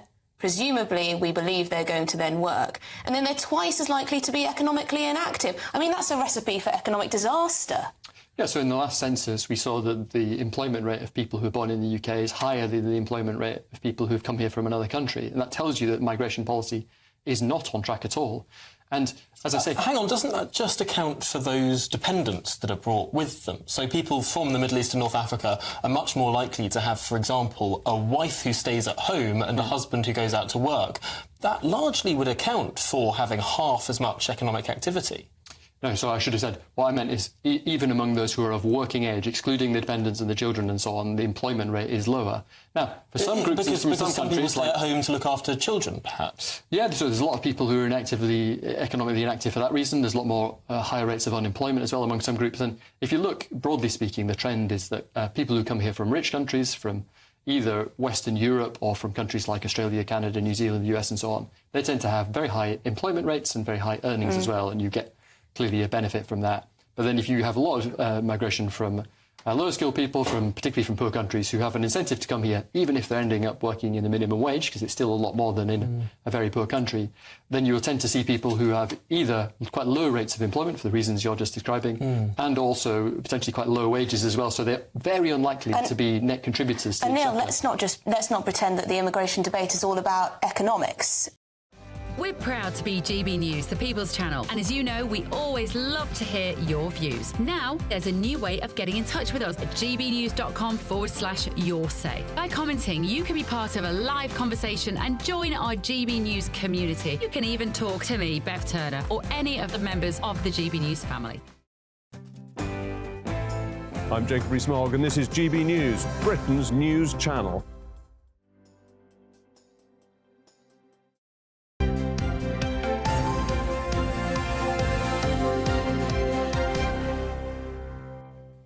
Welcome back to Breakfast. We're going through the papers now with writer and columnist Emma Wolf and writer and journalist Andy Jones. Good morning to you both. Good morning. Andy, let's start with you, shall we? This is a viral story, we're being told. Meghan and Harry's rivalry with the royal family could muddy the waters around international tours. Yes, muddy the waters is a phrase used by an ex-royal staffer speaking to the Daily Beast. These royal staffers are always unnamed, aren't they? These unnamed sources, but they've said that it could muddy the waters with the Sussexes going out and about, Harry and Meghan going out and about doing their own tours. It could conflict with official royal family business. And there's also no control about where they're going to go and where they're going to say. And so obviously we had the situation where they're in Nigeria. They're out there promoting mental health of soldiers, empowering young people. These are all sort of things that I'm sure the royal family are broadly aligned with. But again, all sorts of wrong-uns potentially are getting involved in the Meghan and Harry business. There's a Mail on Sunday story about one of the Nigerian royals that funded the trip or helped welcome them to Nigeria, who's a twice convicted con man who's been very much a dodgy removed character from America twice previously. I mean, this is what is said to be really annoying King Charles, made him more angry than ever, because he feels that it looks like a royal tour. Yeah. And it may not be exactly the sort of thing he may be wanting. I mean, when he does a royal tour, it's an official royal tour organised by the government and all sorts of things, and is giving out certain messages. If Harry and Meghan are doing their own thing, is that endangering the value of a real royal tour? I really don't think that most people around the world make the distinction between Harry and Meghan and the royal family. No. I mean, people still refer to them as royal. People still, whenever I go to America, and I go to America a lot, people talk about them as they are royal family. And I think particularly when we've got trade sensitivities and diplomatic sensitivities, it's something that the royal family are going to be concerned about. Emma, let's take a look at the Guardian front page, shall we? And this is the Archbishop of Canterbury talking about the two-child benefit cap. Describes it as cruel. Yeah, so the Archbishop of Canterbury once again intervening in what some might say is sort of government policy, but this was a policy introduced in 2017, sort of masterminded by George Osborne, and it basically means that after families who have a third or a subsequent child after that do not carry on receiving benefits. So you get child benefit for your first two children, but no more benefits after that.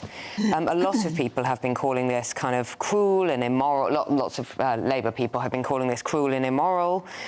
Saying that it's inhumane, actually, and that, you know, children deserve, every child matters, that every child deserves, that all children are of equal and immeasurable worth.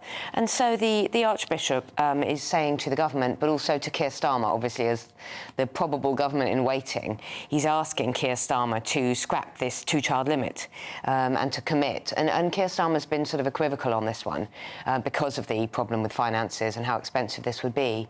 So Starmer hasn't really come to a kind of firm commitment on this. But, yeah, the Archbishop really wants every child to get... I mean, you know, child poverty is a real problem, child hunger is a real problem in this country, but finances are a problem as well. So. I can imagine there are a lot of people at home sort of saying, if you can't afford to have the children, don't have them. I know, and I can see both sides, which is very unusual for me, but I can see both sides on this one. I really can. Why should a child suffer because they're the fourth or the fifth? I was one of five, and I think my mum, I'm pretty sure she got, you know, her weekly thing at the post office. And I think that every child needs money from their family to be well fed and looked after and everything. But I can also see people going, hang on a minute, you know, we cannot be paying, the state cannot be paying endlessly for families that just grow and grow. Yeah, I mean, $3,200 per extra child, isn't it? And Welby's saying that we have to be lifting children out of poverty, and I absolutely understand that. And the government is accountable for many, many of these reasons why children are in poverty. But, I mean, the brutal answer is that to reduce children in poverty is that people shouldn't be having so many children if they simply can't afford it. But why should children, you know... No, children are not to blame, but again, if you say you're going to pay for all these children, people then have more children. There has to be some sort of responsibility. Yeah, and some say some children aren't planned for. That's true. Is the other thing. Andy, let's have a look at this online story. This is, I masterminded the plot to blow up Lord Mountbatten. Yeah, so the brutal killing of Lord Mountbatten in 1979, obviously one of King Charles's favourite relatives, known as Uncle Dickie by the royal family. And a war hero. And a war hero. He was a prime IRA target, and they killed him with a £50 bomb in 1979. Ex-IRA man, Michael Hayes, who was linked to the conviction at the time, he has now come out and sensationally said that Tom McMahon, the man who was eventually prosecuted, he was only a participant. this Michael Hayes said that he was the expert. Yes, I blew him up. I planned everything. I am Commander-in-Chief. Now, well, what is going to be the fallout of this? I mean, we've got a confession. Will this guy ever see a court? Will he then put this information on the stand?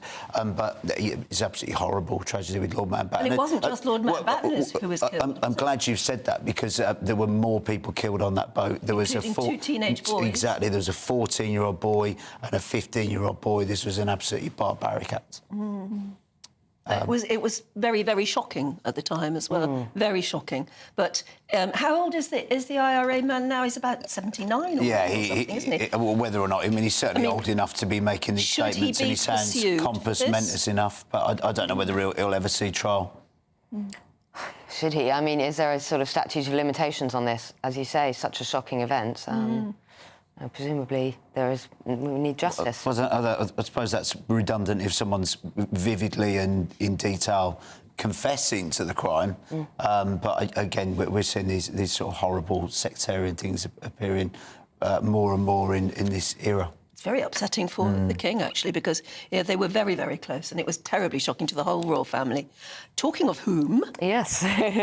There's this big society wedding. It is. And I was thinking, really, it's probably the biggest society wedding of the year, although lots of people will not have heard of this chap, but he's a billionaire, 33 years old, Hugh Grosvenor, 7th Duke of Westminster. He is marrying Olivia Henson in June, next month, June the 7th, at Chester Cathedral. And there's more interest, I guess, in the guest list, which is Prince William is a really good friend of his, so is Prince Harry. This chap, Hugh Grosvenor, is godfather to Archie. No, to George.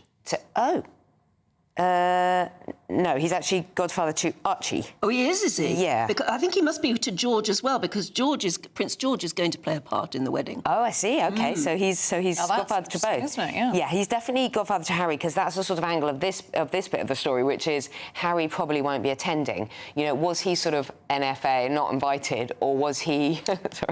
Was he NA? Was he not invited, or is it just that the tension between William and Harry would be too blatant? Or is it that they're sort of aware of the sensitivity and have decided that they were invited but they won't come? So sort of why are the Sussexes not going to be there? There's also, it just shows that they are a family, I suppose, isn't it? Apparently, it's thought that King Charles may not go. He's the godfather to this chap. He's the godfather to Hugh Grosvenor. Yeah, Hugh Grosvenor. And neither will Camilla, because Camilla and Hugh Grosvenor's mother do not get on. Oh, I see. I thought it was that the King and Queen are going to be in Normandy the day before. Well, that may be the excuse they use. Yeah. Oh, I mean, it's all very, very interlinked. But I suppose that's weddings for you, isn't it? Even when you're worth £9 billion, not everyone get on. And this is the wedding, as Ellie's been saying, where they've asked for no gift. Can't make the in-laws get on. I mean, they have billions. Well, they don't want for anything, do they? No, apparently they don't. There's going to be a focus on sustainability, I was reading. Yeah, well, she used to work for one of these sustainable... I think she's given up her job, the fiancé. But I think she's going to work in sustainability, and they're doing quite a lot around Chester, and they're sort of compensating, because everything will be closed off. It's a massive, massive wedding. So they're sort of compensating the businesses and trying to really source everything locally. So they do sound like a sort of, a couple with their head screwed on and their billions of pounds. They sound like a nice couple. Yeah. They're going to donate their flowers after they've been used. And they're not going to accept presents. They said no presents. No gifts. Yeah. And local food as well. Yeah, local food, everything sourced locally, all the businesses that get closed down for a couple of days with all these jollies, they're going to be looked after. Well, good on them. We wish them a very happy wedding. And it's a story you like. Oh, it's Messi's napkin, the messy napkin. Who's got this one? This is Andy. Me. So, Tell us all about the Lionel. Is it Lionel or Lionel? I think he answers to either. I think it's usually just Messi is enough. We know who he is. He who won 4 Champions Leagues, a World Cup, 10 La Liga titles, and 670-odd goals for Barcelona. The napkin on which Barcelona first committed to signing then 13-year-old Lionel Messi has been auctioned by Bon Bonhams for £762,000 and a few pence. I can't believe you didn't bid. £762,000. So nearly £750,000. Yeah, the starting price was £300,000, and it was a standard sort of Spanish napkin you'd get in any restaurant, sort of waxy kind we've all had on holiday, and it was Really laminated. nasty The agent involved had the good sense to keep the napkin, knowing that he was going to be a superstar player, and he had it laminated and framed. And Horatio Gaglioli has made £763,000. But there was a bit of an argument about whether it was his to sell this napkin, because who owns the napkin when they all wrote on it? So much money in football. It's crazy, isn't it? Emma, just for a nap. Andy, good to see you. Thank you very much indeed. Let's take a look at the weather. A brighter outlook with Box Solar, sponsors of weather on GB News. Good morning and welcome to your GB News weather update from the Met Office. A murky start for some of us, but there's going to be plenty of warm sunshine around, perhaps just the odd isolated shower.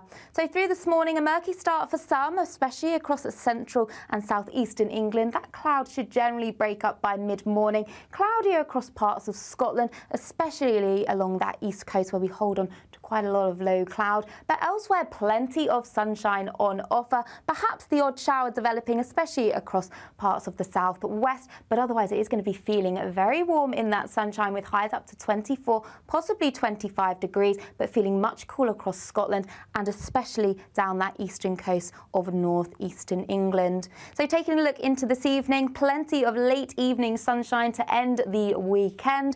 The odd shower possible across Devon and Cornwall, but most places are staying dry, perhaps a few showers developing across Dumfries and Galloway and for parts of Scotland, but further west, a drier evening. A lot of low cloud, though, still lingering, especially across eastern parts. That's where it's going to be feeling cooler throughout much of Sunday. And then as we go into the evening, a dry picture is on offer. Low cloud once again, though, coming in from the North Sea and moving its way inland to give a murky start. But for western parts, it is going to be turning a little bit chillier, especially in any rural parts, but otherwise holding up at around 10 or 11 degrees to start Monday morning. So that does leave a lot of low cloud around once again to start Monday morning. So a bit of a murky start for rush hour, but that low cloud should lift and break and burn its way back towards coastal areas to leave another largely fine and dry day. Few showers will bubble up across parts of Northern Ireland, but otherwise temperatures around 20, possibly up to 22 degrees. That warm feeling inside from Boxed Boilers, sponsors of weather on GB News. The next Great British Giveaway winner could be you, with a massive £20,000 in tax-free cash to be won. Imagine how you'd react getting that winning call from us. Oh my God, are you joking? Not a line, I never won a penny in my life. I don't know what to say. Do you know what? I've never won anything like this in my life. Oh my God. Oh God. Oh, it shocks me. This is amazing. For another chance to win £20,000 in tax-free cash, text PRIZE to 63232. Text costs £2 plus one standard network rate message. Or post your name and number to GB05, PO Box 8690, Derby DE1 9TT. UK only. Entrance must be 18 or over. Lines close at 5 p.m. on the 31st of May. Full terms and privacy notice at gbnews.com/win. Please check the closing time if listening or watching on demand. Good luck. GB News is Britain's election channel. And when the big stories break, we're tackling them on Britain's newsroom. When we disagree, and we disagree a lot, it's even livelier than normal. We don't disagree that much. We do. His comedy, though, is revolting. I knew her, unlike you. That explains Beverly Turner's temperament. It's a bit frothy in here, isn't it? You'll have one of me one day. For dartball practice. Britain's newsroom on GB News. Weekdays, 9:30 a.m. GB News, the People's Channel, Britain's news channel. We're GB News, and we come from a proud tradition of British journalism. That's why I'm so excited to be here. It's something so new. The first news channel to be launched in Britain in over 30 years. Launched to represent the views of the British people. To go where other broadcasters refuse to go. How did you find out about the story in the first place? Launched with one aim. To be the fearless champion of Britain. It's an absolutely fantastic atmosphere here. This is GB News. GB News, Britain's news channel. Are the newspapers getting you down? My wife didn't divorce me that month. Struggling to separate the wheat from the chaff? I know that it's a bit of a circus at the best of times.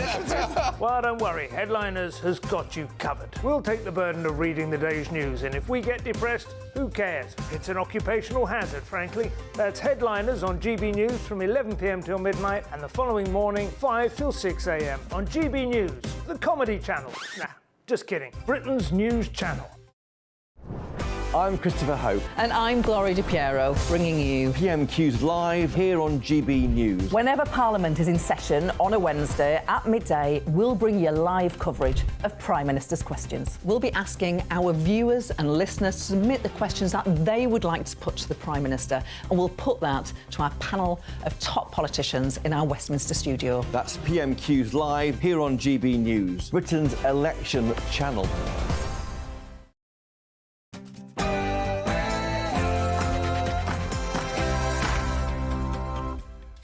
Good morning, it's 8 o'clock on Sunday the 19th of May. Today, an NHS crackdown perhaps. Labour are promising to fix the crumbling health service by making staff work evenings and weekends. We will cut NHS waiting times with 40,000 more appointments each week at evenings and weekends, paid for by cracking down on tax dodgers and non-dom loopholes. Healthcare for the many, paid for by the few. Aidan's here with the sport.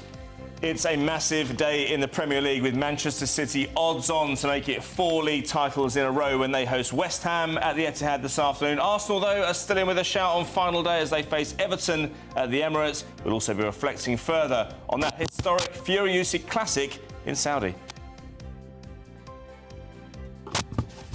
Clean water at last. Thousands in Devon receive word that they no longer need to boil their water. But is public trust broken? From farm to fork, GB News gets an insider's take on the Balmoral Show, Northern Ireland's biggest agricultural event.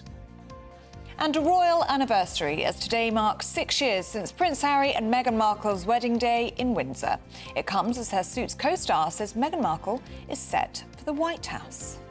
After a murky start for some of us this morning, that should break up to give plenty of warm sunshine. I'll have all the details coming up. Lovely to be with you today. I'm Anne Diamond. And I'm Ellie Costello, and this is Breakfast on GB News.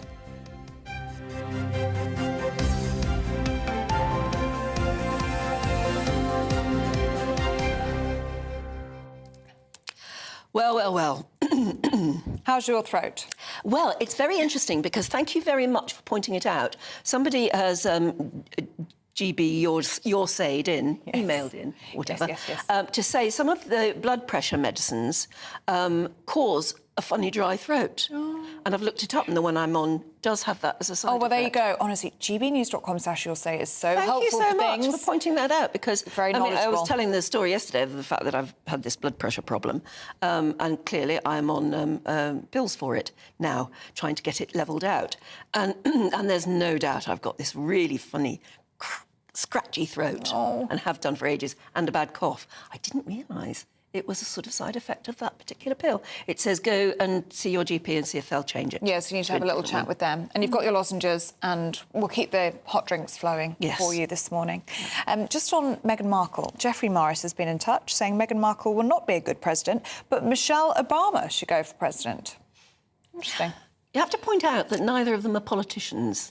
Now, maybe that's no longer necessary. You could say Donald Trump. You could have said that about Donald Trump, exactly. Yeah, he was reality TV, well, businessman, and then reality TV. Can you do the job if you have good people around you, for instance? You could say you'd bring other skills, wouldn't you, and life experience to the plate. From Windsor Castle to the White House, that would be quite a story, wouldn't it? It's a good one, yes. I can see a mini-series all about it. Oh, it would be all over Netflix, wouldn't it? Yeah, that's very true. Yes, gbnews.com/yoursay. Keep your views coming in. OK, well, on to politics closer to home.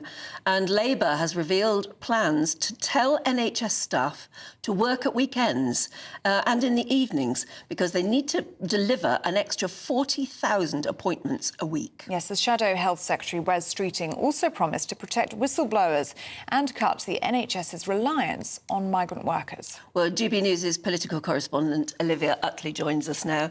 It's a great promise and it sounds interesting, unless you're an NHS worker and you think I work long enough hours. But is it possible, and how are they going to fund it? Well, those are the million-dollar questions, I think. It is an interesting, obviously sensible policy proposal on the face of it, and there's a good argument that, you know, Wes Streeting is in a better position than the Conservative Party to make reforms like this. When the Conservative Party talks about reforming the NHS, lots of eyebrows are raised immediately, whereas Wes Streeting has been saying some really quite bold things, including telling NHS staff that they need to work overtime, they need to work the weekends and evenings in order to add those 40,000 extra appointments a week. But, as you say, is it possible? Well, we don't know what the reaction will be from NHS staff themselves. There have previously been ideas to get more surgeries done at weekends and in the evenings. The Andrew Lansley reforms back in, 2011, proposed to do something similar, never really got off the ground. There was a lot of backlash from NHS staff. Logistically, it would also be really, really difficult because what Wes Streeting is planning on doing is getting a sort of pool of resources together in a certain area so that staff at the weekends will be working across sort of 5 or 6 different hospitals. And in rural areas, obviously, those could be miles and miles and miles apart. That is quite a tricky thing to organise. Travel to and from the hospital would be a very long time, or would NHS staff be paid for that? Lots and lots of difficulties to be ironed out there. And, of course, how are they going to pay for it? Well, Wes Streeting says that he's planning to close the non-dom tax loophole. Well, yes, but A, the Conservatives have already said that they're going to do that, sort of stealing Labour's clothes on this, so there's not going to be any extra new money coming in from that. And B, it seems like quite a lot of Labour policies over the past year or so have been said that they'll be funded through that non-dom tax cut. And obviously, according to Labour's calculations, it's going to raise a lot of money, but there is clearly a risk that quite a lot of non-doms will simply leave the country, something which doesn't seem to have been fully factored into Labour's costing strategy. So it does feel as though this £1.1 billion pledge for the NHS might not be quite as fully funded as Streeting is suggesting. But on the face of it, I mean, it does seem like a sensible idea, and it'll be obviously very difficult for the Conservative government to come back and say anything, really, apart from, is this fully funded? Very interesting as well, Olivia, his comments on the NHS's over-reliance on migrant workers, and his focus, he said, should be on homegrown talent. Well, this is a problem which the Conservative government have tried to raise again and again, but there is often a huge, huge backlash, and you can sort of see why. The idea of people coming over here to work in the NHS and, you know, doctors from all sorts of nationalities saving lives is obviously fantastic, but there is an issue with perhaps these doctors can leave at any point, whereas homegrown talent, as Wes Streeting is calling it, might be more likely to sort of stick around if you have this sort of hole in the medical workforce which is plugged by migrants. At any point, policy could change, whatever, and you could see an exodus of these doctors leaving the NHS high and dry. Again, this is something which is probably quite a sensible move and something which the Conservative government just couldn't really have done because it would be so toxic for the Conservative government to suggest this. Really, everything Streeting has been saying today, I mean, if you heard it was Margaret Thatcher saying it, you wouldn't be surprised. These are right-wing ideas, really. But Streeting feels able to say that because he is a Labour Shadow Health Secretary. Very briefly, what was he saying about protecting whistleblowers within the NHS? Yeah, well, this is really interesting. The Telegraph has done a fascinating, really worrying story this week showing that whistleblowers, doctors and nurses in the NHS who whistleblow about poor care, often in life and death situations, are being treated really badly by NHS managers. Sometimes it becomes impossible for them to work in the NHS. Now, we saw this at the very furthest end of the spectrum with the Lucy Letby trial. There were doctors and nurses who claim that they said time and time again that Lucy Letby wasn't safe to work with, and their concerns were brushed off. They were moved to different departments. They say, in some cases, they were bullied by NHS management. Well, Wes Streeting wants to put an end to that, and he has said very resolutely that any manager who is found to be trying to silence a whistleblower or make their life impossible or issue them with a gagging order, sometimes these whistleblowers can be paid up to £100,000 to stay quiet.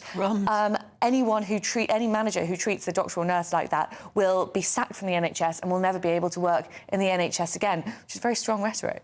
That it is. Olivia Utley, good to see you this morning. Thank you. OK, 8 minutes past 8. Well, it's a very big day in the world of sport.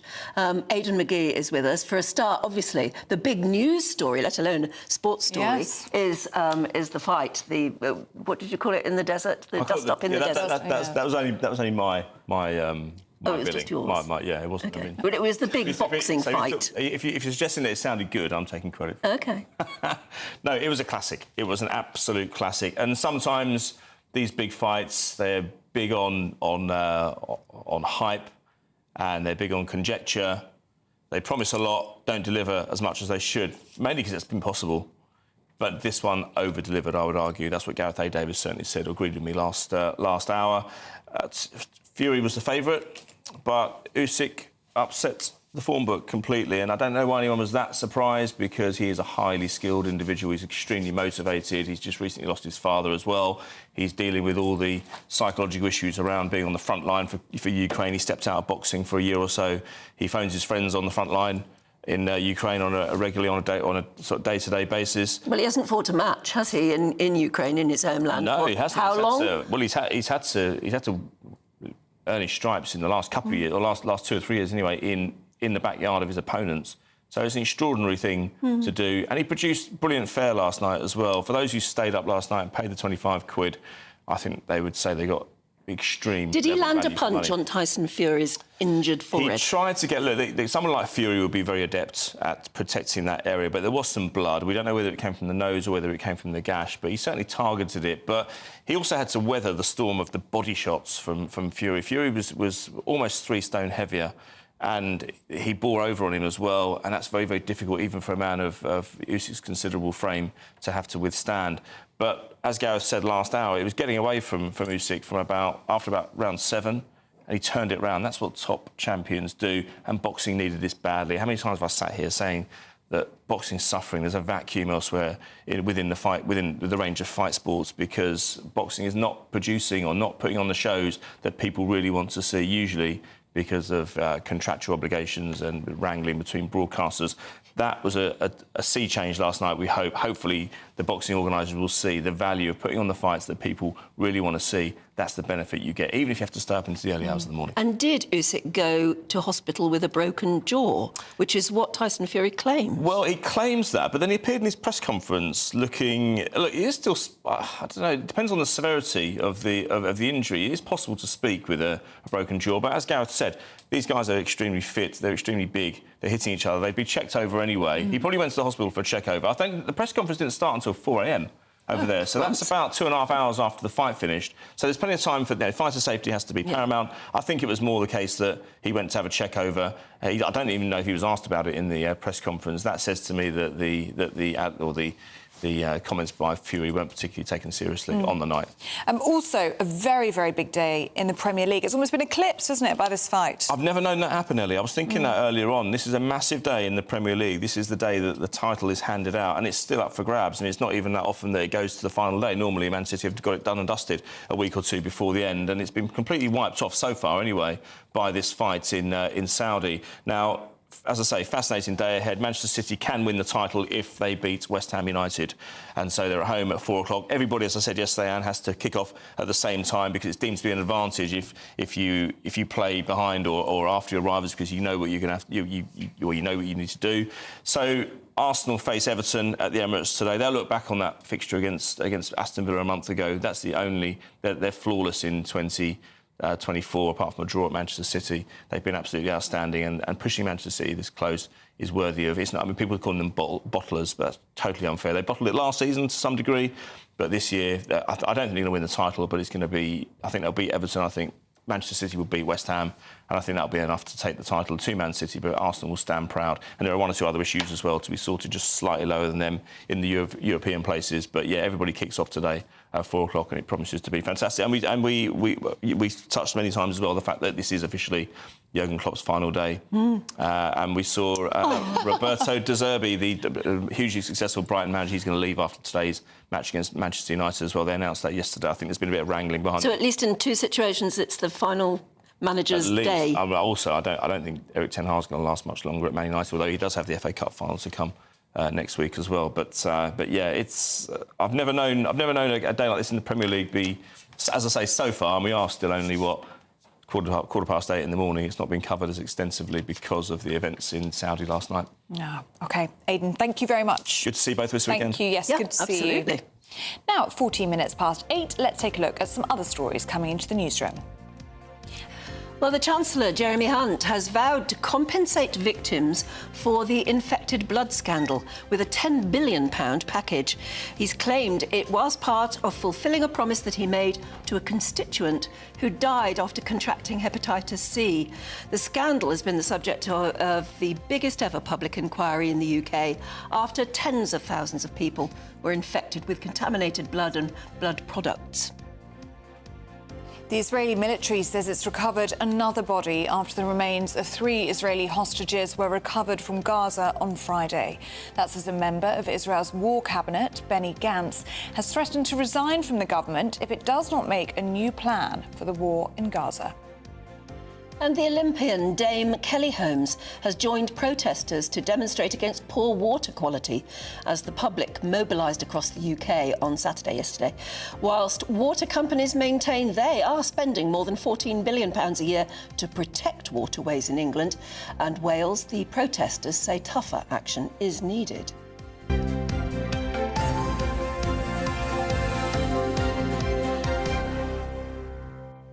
Now, this is lovely. It's proper Sunday morning stuff, isn't it? Yes. The largest agricultural food event in Northern Ireland returned this week. Yes, it's the Balmoral Show.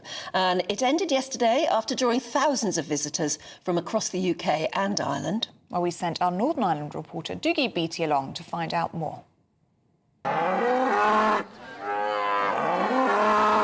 When the country comes to town, everyone must look their best.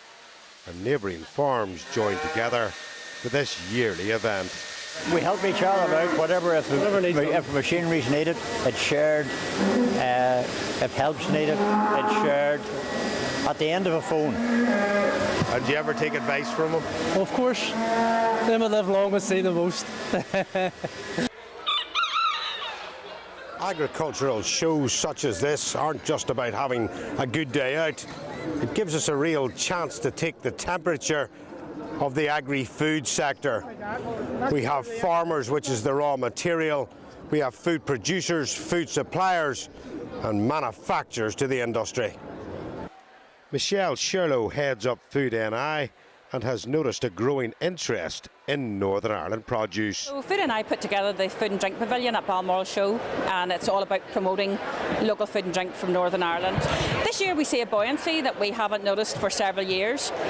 Real interest from retail buyers and hospitality buyers wanting to come to Balmoral to source new products, and a really great interest from the public as well. Heavy machinery is a big part of farming, and local manufacturers have had to adapt to new regulations as well as rising input costs. John Pearce of Made in Britain points out the importance of a strong manufacturing base. British manufacturing is vital to the British economy, and the sector has been through some tough times, and we've all been through some tough times. The economy has really had some dramatic ups and downs, but manufacturing as a sector is vital to the economy because making things locally and buying things that are made locally is good for the environment, it's good for society, it's good for the economy, it's good for everyone. After such a wet winter, President of the Ulster Farmers Union, William Irvine, is concerned about the damage to the winter crops and what it will mean for the incoming year. It's been an absolutely horrendous winter. Last autumn, the winter cereals couldn't get planted. The autumn started too early for the livestock producers. Spring was even worse. The ground that wasn't planted last autumn, people had hoped to put it in spring cereals. That couldn't happen until far too late.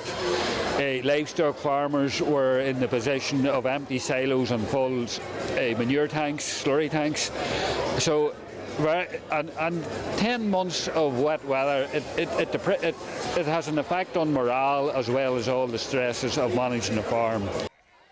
The show does have a lighter side, and it gives a chance for both young and old to get up close to Northern Ireland's largest industry.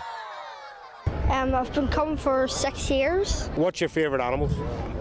The sheep, because just the way the sheep shearing contest goes, I just think it's really, really good. Come every year to the Balmoral show, which is a fantastic show, and it's local, and they have Herefords on show as well today.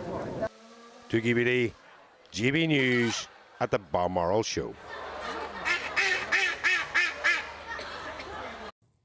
We love that, don't We've been enjoying that. It's nice to see the animals, isn't it? It's very Sunday-ish. We're very easily pleased, Yeah, aren't we? absolutely. It brings a smile to our faces seeing the cows and the ducks and the geese. And even more pleasing is that it looks as though it might be quite a decent day weather-wise.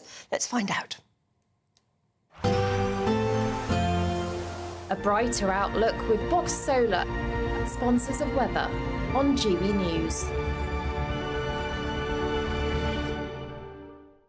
Good morning and welcome to your GB News weather update from the Met Office. A murky start for some of us, but there's going to be plenty of warm sunshine around, perhaps just the odd isolated shower.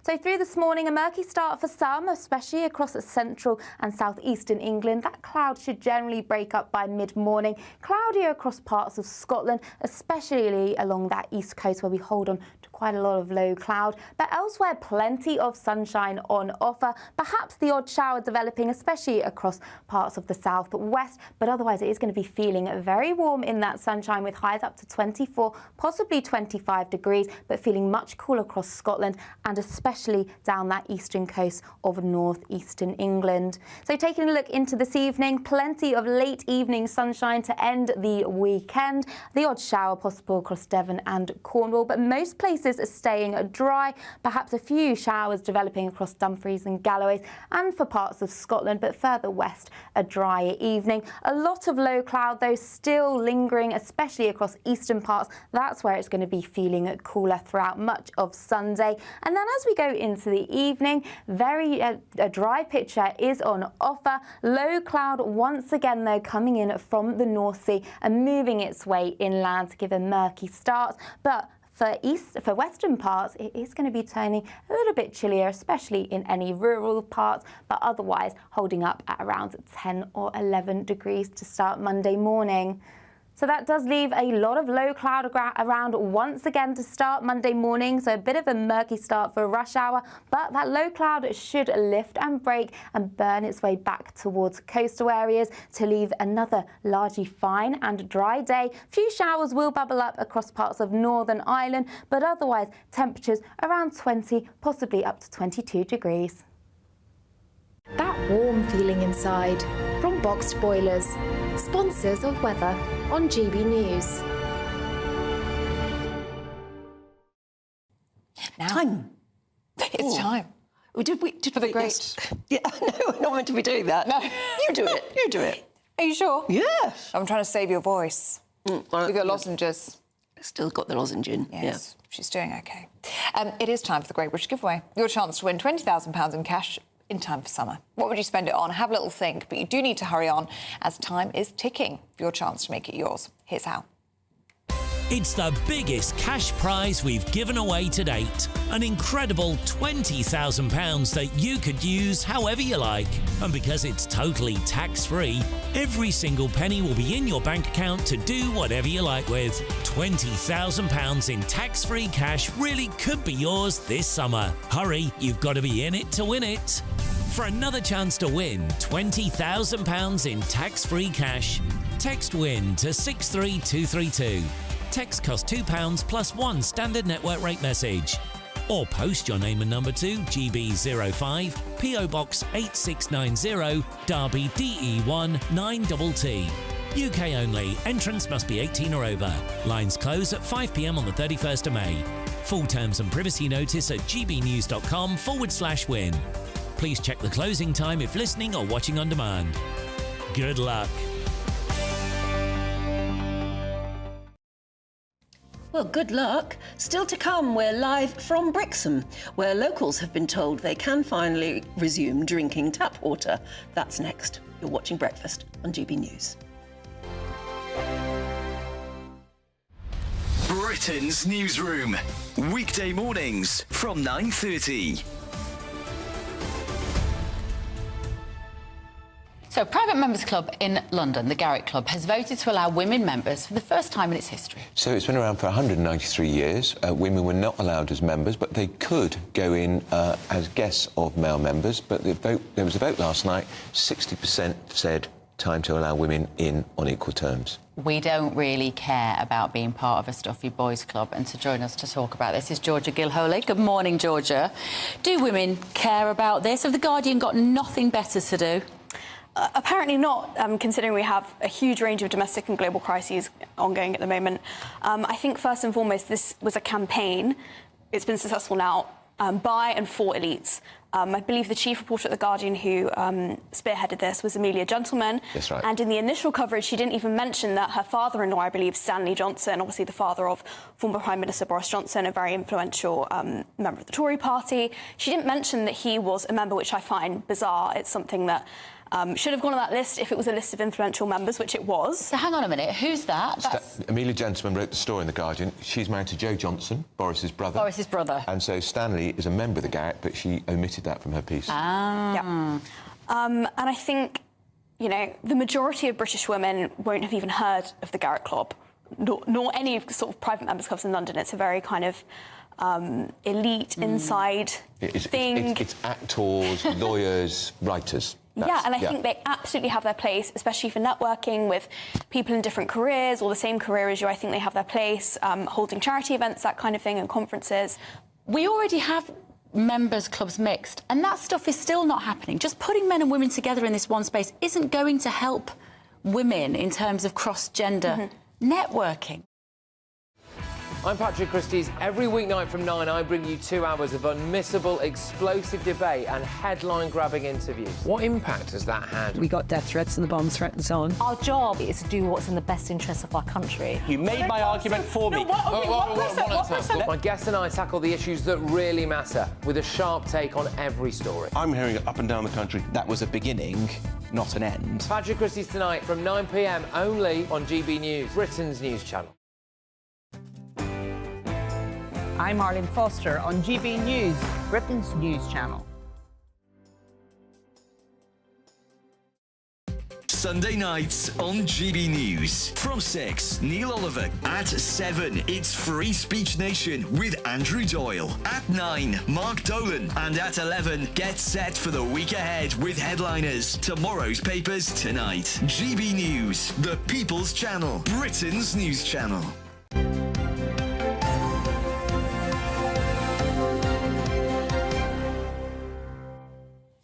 Welcome back. You are watching and listening to Breakfast with Anne and Ellie. Now, thousands of people in Brixham, Devon, have been told that their tap water is now safe following that awful parasite outbreak. Yes, the number affected by the outbreak is thought to be close to 50, with many staying cautious despite the official warning notice being lifted. Yeah, would you trust them if they told you it's all right, you can drink it now? GB News' South West of England reporter Jeff Moody joins us now. Hi there, Jeff. Oh, nice-looking day. Hello to you, Anne. Well, I think you're exactly right. Oh, no. Looks as though we've just lost Jeff Moody. We've got some technical issues. We are going to try and reconnect with him. We will try, because it looked absolutely beautiful. Lovely where they were, yeah. Yeah, but would you trust it? That's the question, isn't it? If you're told it's safe. You pour your glass of water and you'd worry, wouldn't you? You would worry. It sounds as though it really was nightmarish. I don't know whether it's able to buy you a testing kit.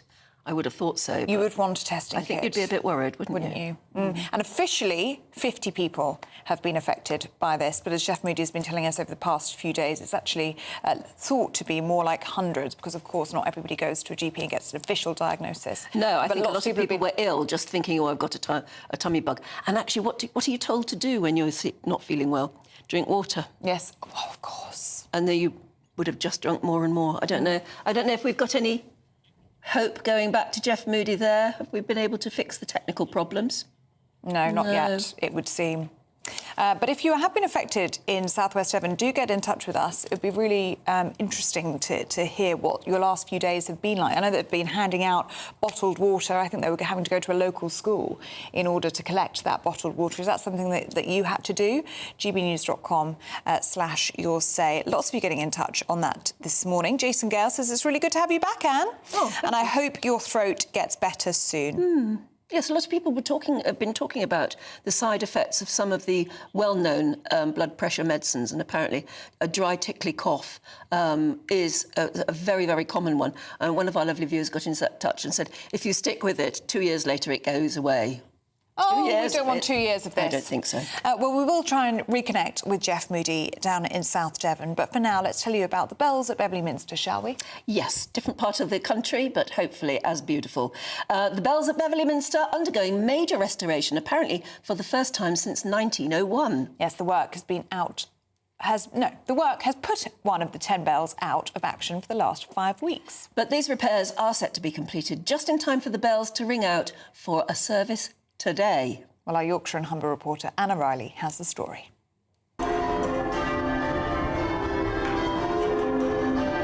Bell ringers at Beverley Minster sound a welcome to the town before major services. But to preserve this British tradition, major bell restoration work was needed. Some of the parts were starting to wear out. They've been in use for 123 years, and there was some little problems sneaking in, but the main problem was the headstock, the gudgeon, which the bell pivots on, had come loose in the headstock. The stuff that you'll see going up at was last down here in 1901. So it's been away for the last 4 weeks, having new sections done, and as much 1901 stuff as possible is being kept. So it'll stay in use, hopefully for another 120 years. The repaired structure has to be winched 120 feet up to the Minster's belfry. And there's only 5 bell hanging companies left to carry out this unique work. We're refurbishing a lot of the fittings. This is one of the bow wheels, and we put new rims on them. The old rims had got a bit rotten. The nails that held them together was all rusting, so they were falling apart. Nowadays we put everything together with stainless steel screws, so hopefully it will last longer. We keep preserving our old churches all over the country. Unfortunately, less and less people use the churches now on a Sunday, but we still keep maintaining them. Here, the renovation has been to preserve faith along with heritage. The 10 bells here are classed by many people as the finest peal of 10 bells ever cast, and they have special significance to various people. But if we lose our heritage, then we don't have anything. But also bells are a sign of the Christian church and calling people to prayer. Thanks to the repairs, the bells can keep ringing here for many more years to come. Anna Riley, GB News, Beverley. How lovely to listen to the sound of bells on a Sunday morning as well. On a Sunday morning, it's absolutely right. OK, well, here's a subject that you might want to get stuck into. Should cooking be taught in school? Apparently, I think it's Gary Lineker has actually said that cooking should be taught in school. Oh. Or he said that it isn't. But we're going to debate it in a couple of moments anyway, so do stick with us. You're watching Breakfast. In the GB Newsroom, we bring you the news as it happens. With our team of dedicated journalists across the UK, GB News brings you accurate reporting of the day's topical agenda. When the news breaks, wherever and whenever it's happening, we'll be there. This is GB News. The People's Channel, Britain's news channel. If you want your news to be straight talking... This is a nightmare for the Conservatives again. Down to earth. It's not just Nottingham where this is happening, is it? And most importantly, honest. Hard-working, middle-class taxpayers, they'll get their book thrown at them. Then catch me, Martin Daubney, Monday to Friday, 3 till 6 p.m. on GB News, Britain's news channel. Every Saturday, 10 till 12, we'll bring you all of the news that you need to know. We'll also remind you that there is so much to smile about. It's my favourite time of the week. I get to relax, enjoy some light-hearted stories, and let Ellie teach me about fashion too. That's Saturday Morning Live, every Saturday, 10 till 12. Only on GB News, Britain's news channel. Are the newspapers getting you down? My wife didn't divorce me that month. Struggling to separate the wheat from the chaff? I know that it's a bit of a circus at the best of times.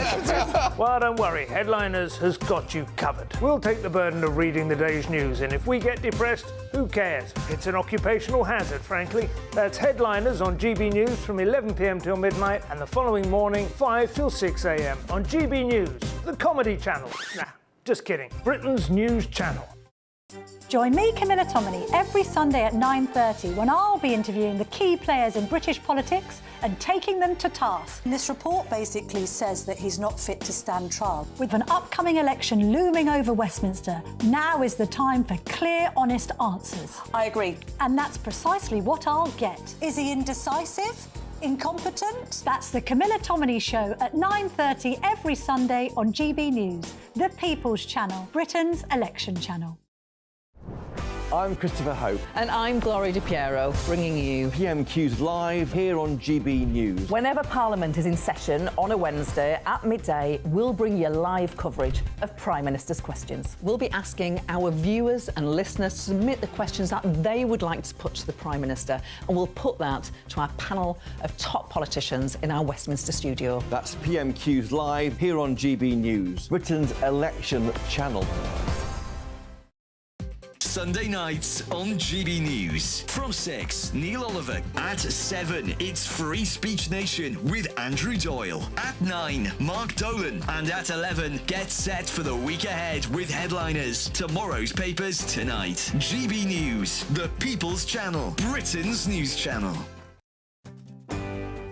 I'm Michael Portillo. This is GB News, the People's Channel, Britain's news channel.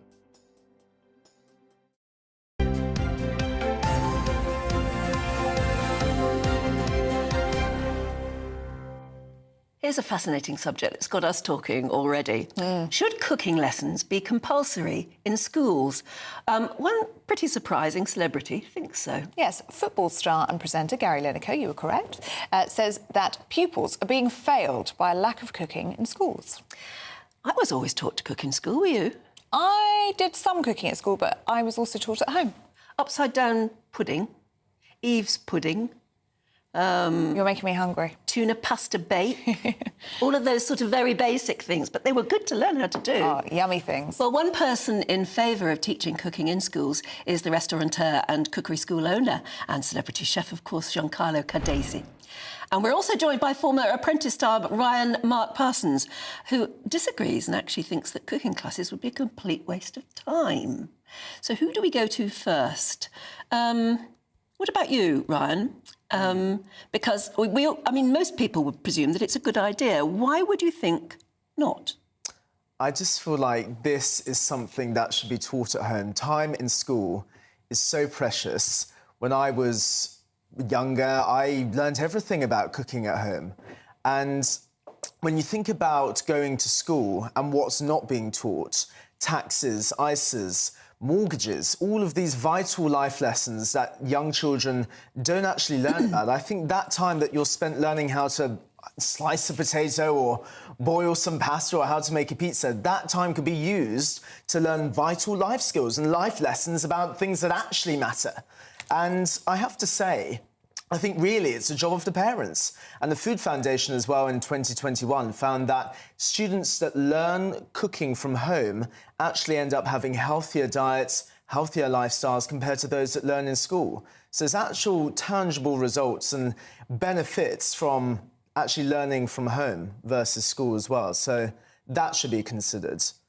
And I'd also add that the Department of Education have reported that schools are struggling to recruit teachers for essential subjects like maths and science. Why are we then devoting this time to finding teachers to teach cooking lessons? I think that is just a total waste of resources, and it just exacerbates the financial pressures that schools are already suffering from. So I just think it's an absolute waste of time, bad idea. No, no, no from me. OK, don't mince your words, Ryan. Mark, thank you very much. Giancarlo, what do you make of that? Lots of good points there. You're so disappointing, young man, that I think what we need to understand, the food is a source of life and makes you feel better. Now, a bad food, when you get really bad food, first of all, you don't act properly. You haven't got your brain is foggy, because I've been there myself, and I changed my lifestyle. I think at school we should really look what really matters. What matters is a healthy nation is a rich nation. And if we don't educate our children to stop opening packets, which are ultra-processed food, and it's not any good for you, you learn how to do a computer, you learn how to do taxes, and then you die because you're not well, because you got cancer, because you got this. All is from food. I spent the last 15 years of my life to really reset and change. I wrote 5, 6 books on health, truly health. So you should really consider properly that food is the most important things you can have in life. It's your engine that works properly. And so studying about how to make money. Yes, we all want money. For what? And yet we are not looking after ourselves as a health. I'm so incensed to what you said. I truly am. A person like yourself with an intelligence, smiling. Are you serious? Yes, I'm serious. No, you This is really the job need to rethink. for the parents. I'm sorry, you need to rethink very carefully. No, I don't you need to really rethink study anything, what food actually. does for you. Well, let me ask you a Honestly. question. Let me ask you a question. Yes. The Institute for Fiscal Studies have reported that per pupil funding has fallen by 9% in recent years. Where do you think schools are getting money to fund teachers to teach how to boil some pasta or how to chop a potato, No, how to it's make not some just boiling chips? pasta. No, learning you that got it all broccoli wrong. is It's healthy not- for you. Where do you think the money's coming from? Money. You know where the money comes from? For food industry, which they're really poisoning everybody around. So instead of poisoning everybody around, they should put some money back into the school. I personally went to schools and done lots of things before COVID, okay? For kids, to show them how to do things properly. Because I care, and I think food is the most important part of our lives.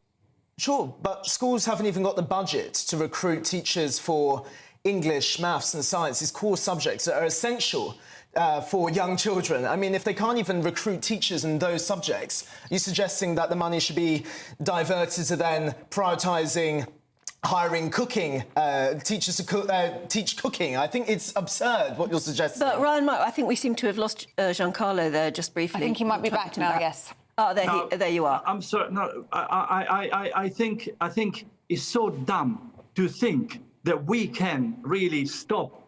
Instead of giving our kids a beige food every time at school, what they do, really, beige food. I was talking to a private school in my local area yesterday, and it is quite astonishing and quite upsetting to really see what the food, pizza, fish finger, chips, and more chips. Are we serious?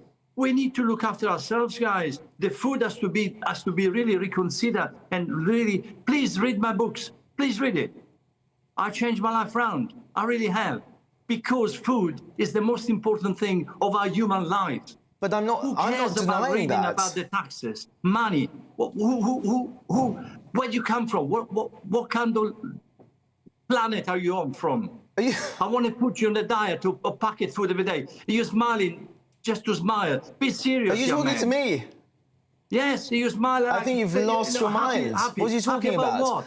You're really giving Everything the wrong you're signal. saying here, I'm sorry, parents can giving the wrong teach signal where their food children is about. the most important part of our lives. And I haven't understand denied it. that at all. I haven't denied that food isn't important. I'm just saying that So when let's there's a find lack of money for the school. funding, So when we let's can't find even money for the school recruit and make the teachers in school- core subject areas, why are we focusing on hiring cooking teachers? This is a job for parents. That's what I'm saying. I'm not denying the importance of food. Part of your life.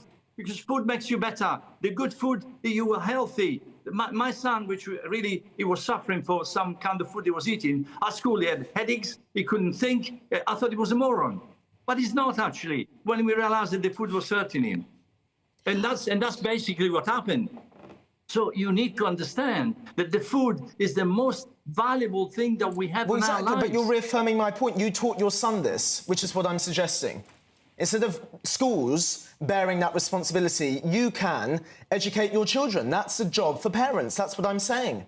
And you seem to agree. No, I disagree. I disagree because the school have a morality and they have to really teach kids how to eat, how to go about, and then teach some other things, which is fine. But you say that's more important than learning about mortgages, ISAs, banking, saving, maths, science, English. You're saying that's more important than those areas?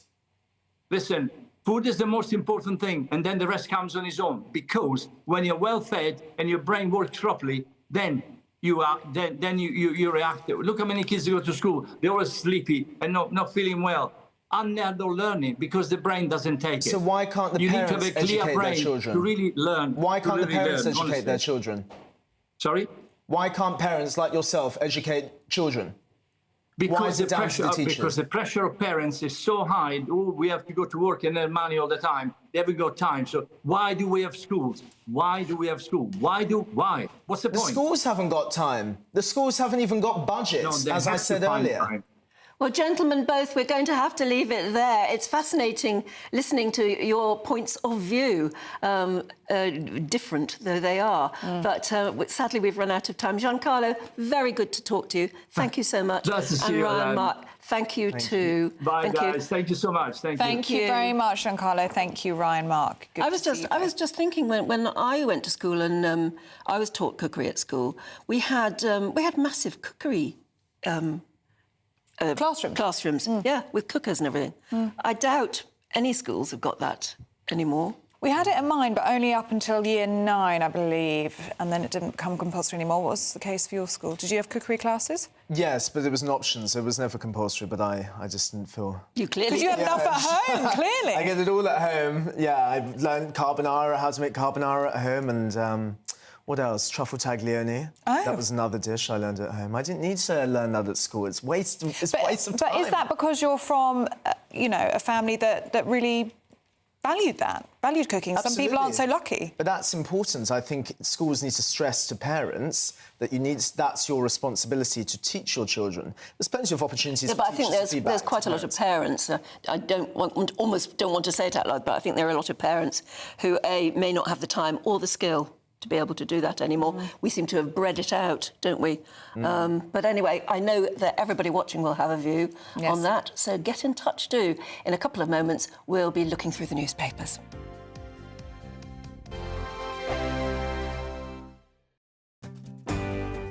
I'm Patrick Christys. This is GB News, the People's Channel, Britain's news channel.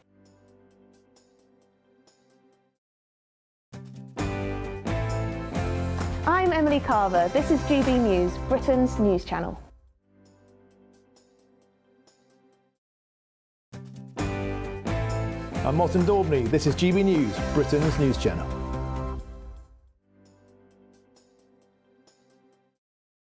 This is GB News, Britain's news channel. Prince Harry, remember him? He appears to have fully turned his back on the UK as he listed his primary residence as the United States for the very first time in papers published yesterday.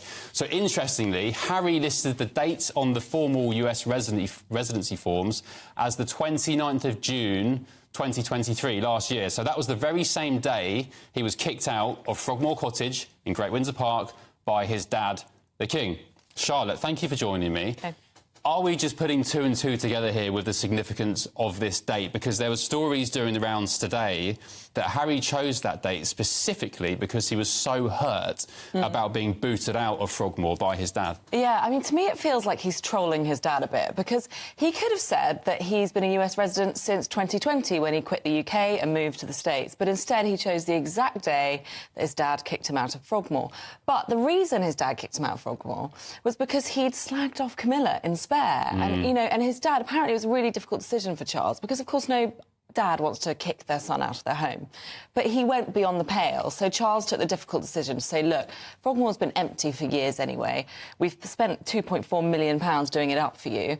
And now you've, insulted our family in your book's best. Why is he so hung up on Frogmore? Because this is the country he was desperate to get away from. This is a house he didn't particularly want to live in and, in fact, didn't live in. Well, he was forced, by the way, to pay £2.5 million to fund the renovations after it all kicked off. I mean, would that have anything to do with... Yeah, I mean, I'm sure that sort of galvanised his anger towards the whole situation. He thought he was getting a fantastic freebie. And there was, there were a few reports at the time that Meghan actually thought she was moving into Frogmore House, which is a much grander property. And she sort of felt a bit sort of tricked or confused and hadn't quite realised it was actually a cottage, which is only a mere, I think it was only a mere 8 bedrooms. I'm Gloria De Piero. This is GB News, Britain's election channel.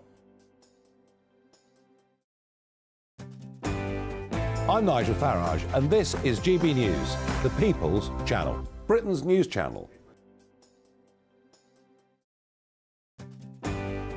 I'm Nana Akua. This is GB News, Britain's news channel.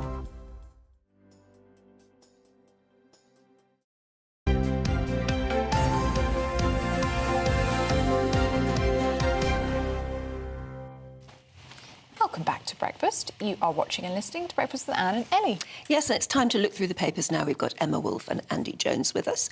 And let's start. Andy, are we starting with those parasites in the water in Devon? Yeah, this is the story that we're still getting the fallout. So many people, thousands of people are ill in Brixham, where South West Water there's an issue with the quality of the water there. A lady called Tanya Matthews from Brixham has been interviewed in The Times today. She's talking about what it's like down at ground level. She said that she was feeling unwell and no one was able to put their finger on it. She was speaking to other people and they were equally unwell. She said she put up a Facebook post overnight. 12,000 other people commented saying just how ill they were. My goodness. And one of the worst parts of this story is that obviously if you have a stomach virus, you drink more and more water. So people are drinking more and more of this awful tap water and getting more and more sick.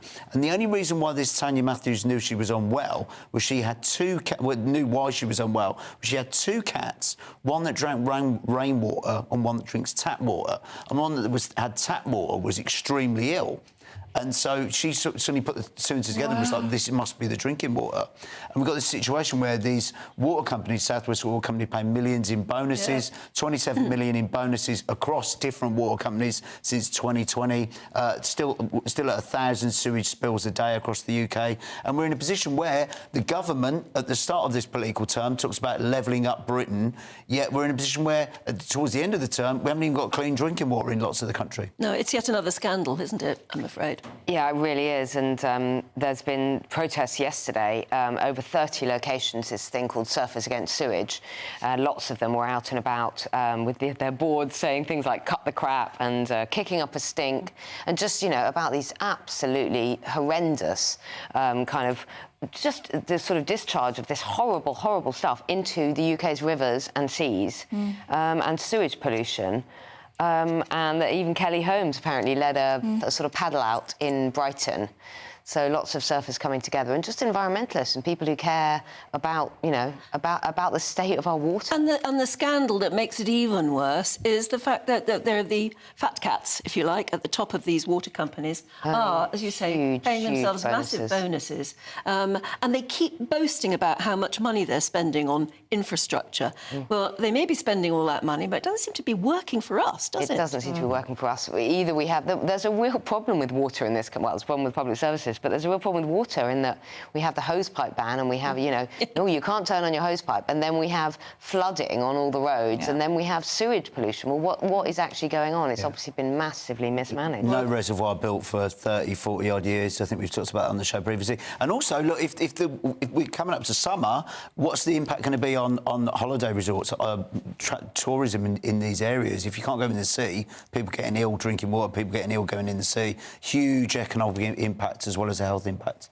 Yeah, my 3-year-old said to me, we were cycling over one of the London bridges yesterday, Vauxhall Bridge, and he said, why is the Thames so brown? Yes. And I felt embarrassed just saying to him, our River Thames is absolutely filthy. It's not just the mud. I it's thought that the other actually- day. You'd be sick if you swam in it. Yeah. I was by the Thames and I thought it's awful colour. And do you remember when they were looking for that man that they thought might have thrown him in, and they found other dead bodies in there? I mean, it's just appalling. You just wouldn't know, would you? I did a story probably about a year ago now, and it was one of these surfers, and we were down in Kent on the coast, and you could smell the raw sewage as we headed down to the coast.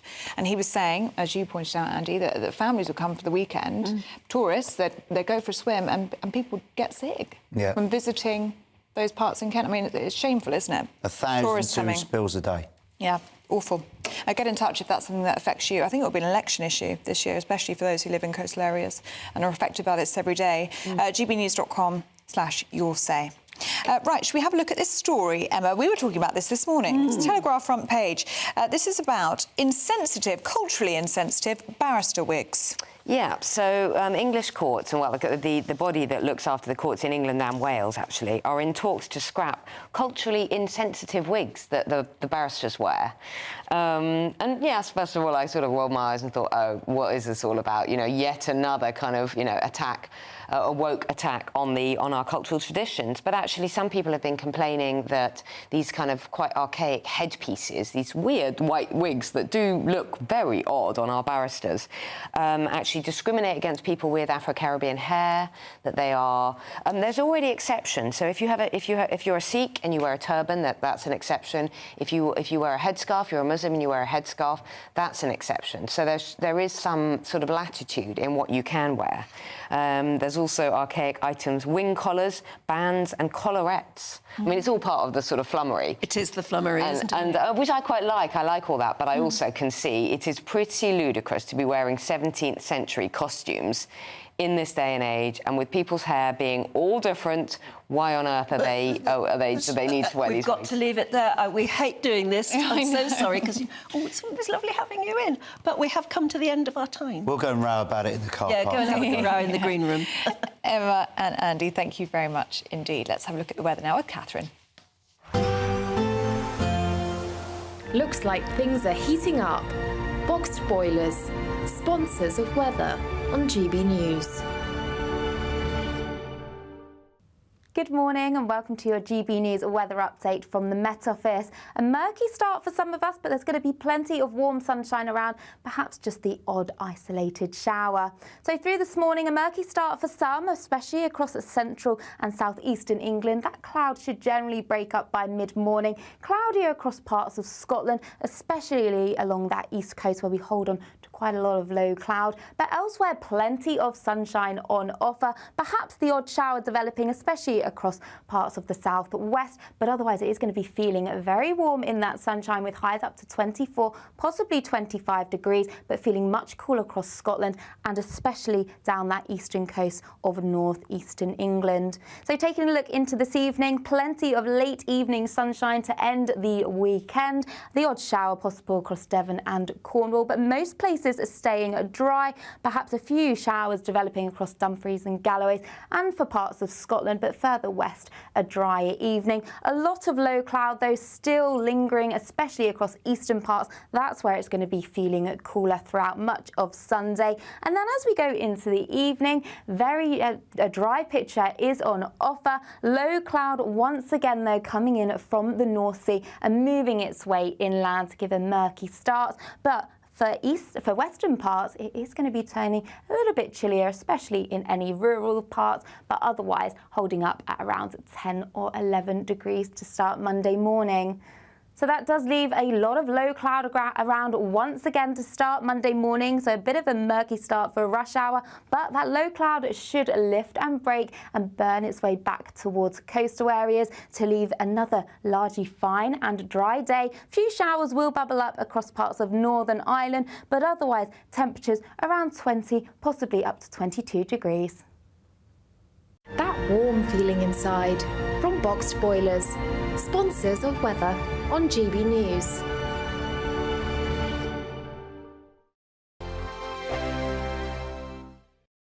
It's the biggest cash prize we've given away to date. An incredible £20,000 that you could use however you like.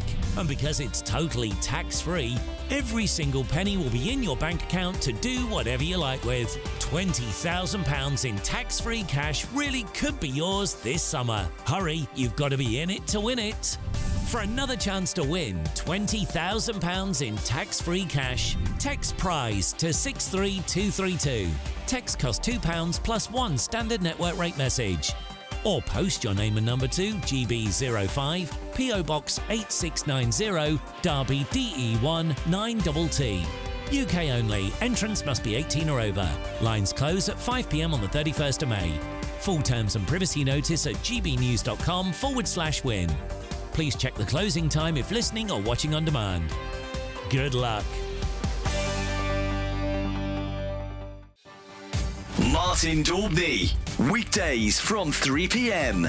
Well, joining me now to discuss it is the royal biographer, Angela Levin. Angela, welcome to the show. Hope you're having a cracking bank holiday. So it's been a year not without its challenges. A lot of health issues, of course, in the family.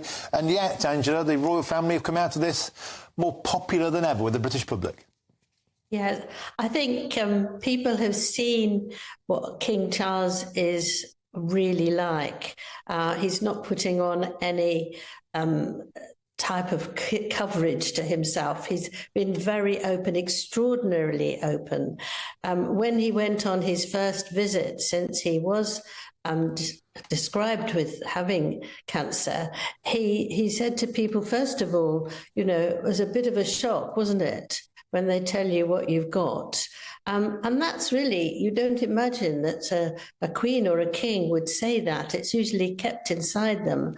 And he's then had the most amazing gentleness and warmth with the people that he talked to. One woman, he took her hand when he was just finishing the conversation and held it very tight and looked at her saying, come on, you know, you can do it. It was extremely moving. And the other thing is that he dropped some of the sort of things that his mother would not have appreciated.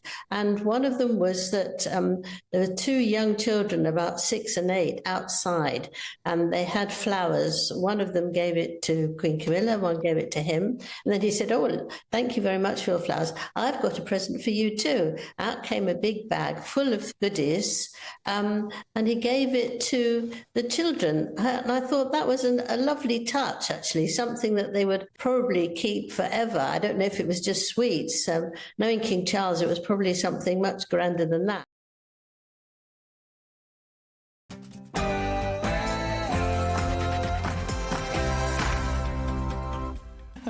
Good morning. It's 9 o'clock on Sunday, the 19th of May. Today, a potential NHS clampdown. Labour promised to fix the crumbling health service by making staff work evenings and weekends. We will cut NHS waiting times with 40,000 more appointments each week at evenings and weekends, paid for by cracking down on tax dodgers and non-dom loopholes. Healthcare for the many, paid for by the few. And last night's fight was one for the history books, as undisputed heavyweight champion Alexander Usyk becomes the first person to beat Tyson Fury in what many people are calling one of the greatest moments in boxing. Clean water at last. Thousands in Devon receive word that they no longer need to boil their water. But is public trust broken? And it's a royal wedding anniversary today because it's 6 years to the day since Prince Harry and Meghan Markle got married in Windsor. And it all comes as her Suits co-star says that Meghan is actually aiming for the White House. After a murky start for some of us this morning, that should break up to give plenty of warm sunshine. I'll have all the details coming up. Good morning to you. I'm Ellie Costello. And I'm Anne Diamond, and this is Breakfast on GB News.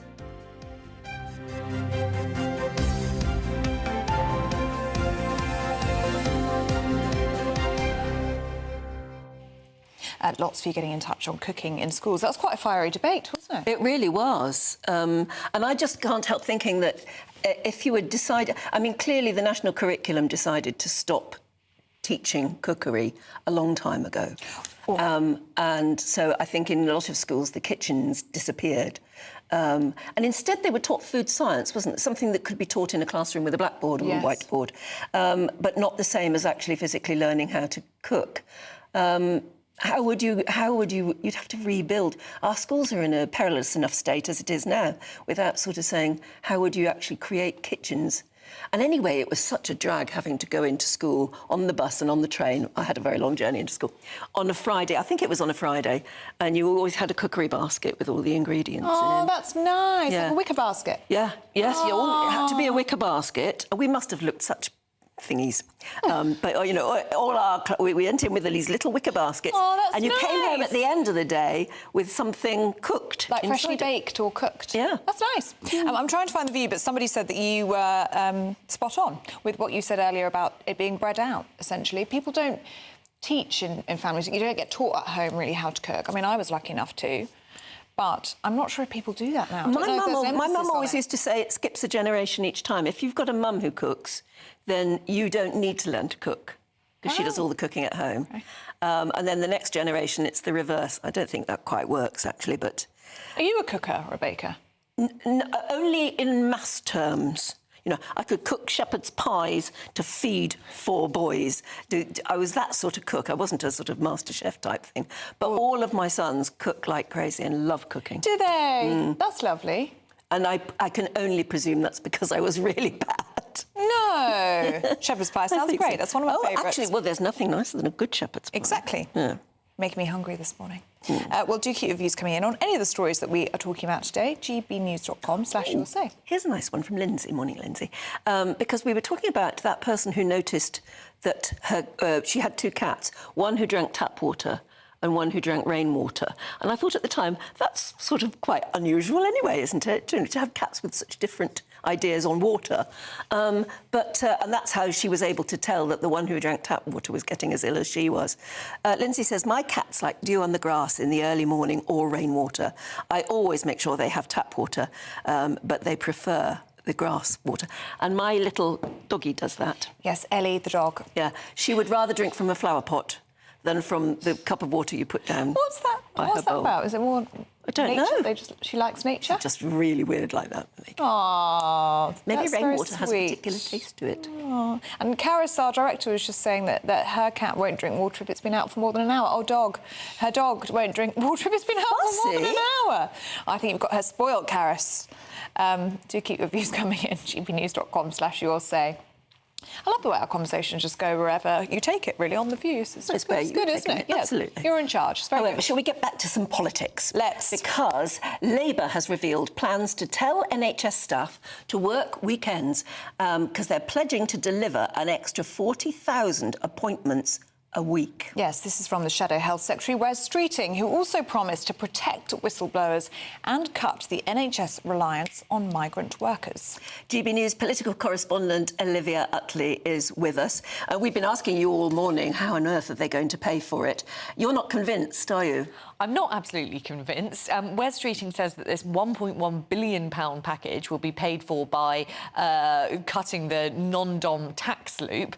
Well, yes, but the Conservatives have already said that they're going to do that, and it's thought that it probably won't raise quite as much money as Labour have expected it will, because so many non-doms will just leave the country as soon as it comes in. And also, that non-dom money seems to have been pledged for an awful lot of policies over the past year or so. I mean, it's a bold policy from Labour, and it is obviously necessary. An extra 40,000 appointments need doing. The NHS waiting list has increased and increased and increased over the past 3 or 4 years. And of Rishi Sunak's 5 pledges, it's the only one where not even the Conservatives can really spin that he's made any progress on it whatsoever. Since lockdown, those waiting lists have just gone up and up and up. Labour obviously tend to be a bit more trusted on the NHS than the Conservatives. Tony Blair promised to get waiting lists down in 1997. And, I mean, looking at the data, he just about did it. I think that the way Wes Streeting and Keir Starmer are presenting it is goes a little bit too far, saying that Labour got waiting lists down to an all-time low. Well, we don't even have the data before 1997, so... but waiting list was certainly lower than they were then. So it could be that Wes Streeting and Keir Starmer are the people to actually get a grip on this problem. It's very toxic for the Conservatives to talk about NHS reform. And a lot of what Wes Streeting has been saying over the past weeks and months, I mean, for example, now saying that we need to crack down on our reliance on migrant workers, probably quite sensible and something that the Conservatives just couldn't say. It's all about trust, isn't it? And who the British public trust to fix the NHS, because everybody agrees it needs fixing, but who's the right person to do it? Exactly, and the more, I think particularly during COVID and lockdown, the NHS became such a sort of institution to worship and glorify, because obviously the doctors and nurses were doing fantastic work in really difficult circumstances, but it did make it a bit of a shibboleth which can't really be attacked at all. And I think that was particularly a problem for the Conservative government, which historically doesn't have the trust of the public when it comes to the NHS. Sort of really slowly won back by David Cameron, but over the past sort of 5 or 6 years, there's become this rhetoric that the Tories are trying to privatise the NHS. So probably Labour are in a better position to do that, but I think we need to look at it very carefully at their cost breakdown when it comes out of exactly how it's going to be paid yes. for. I mean, has anyone mentioned a figure as to what they think they might be able to pull in from the non-dom thing and the chasing tax evaders? That's a very good question. I used to know. They do have a figure. I can't remember exactly what it is. How many times have they spent it? Because I seem to remember them bringing it up when they were talking about bringing in more breakfast clubs in schools and things like that. I honestly think pretty much every Labour policy that has been announced over the past year or so has been paid for either with that or with the scrapping of VAT on private schools.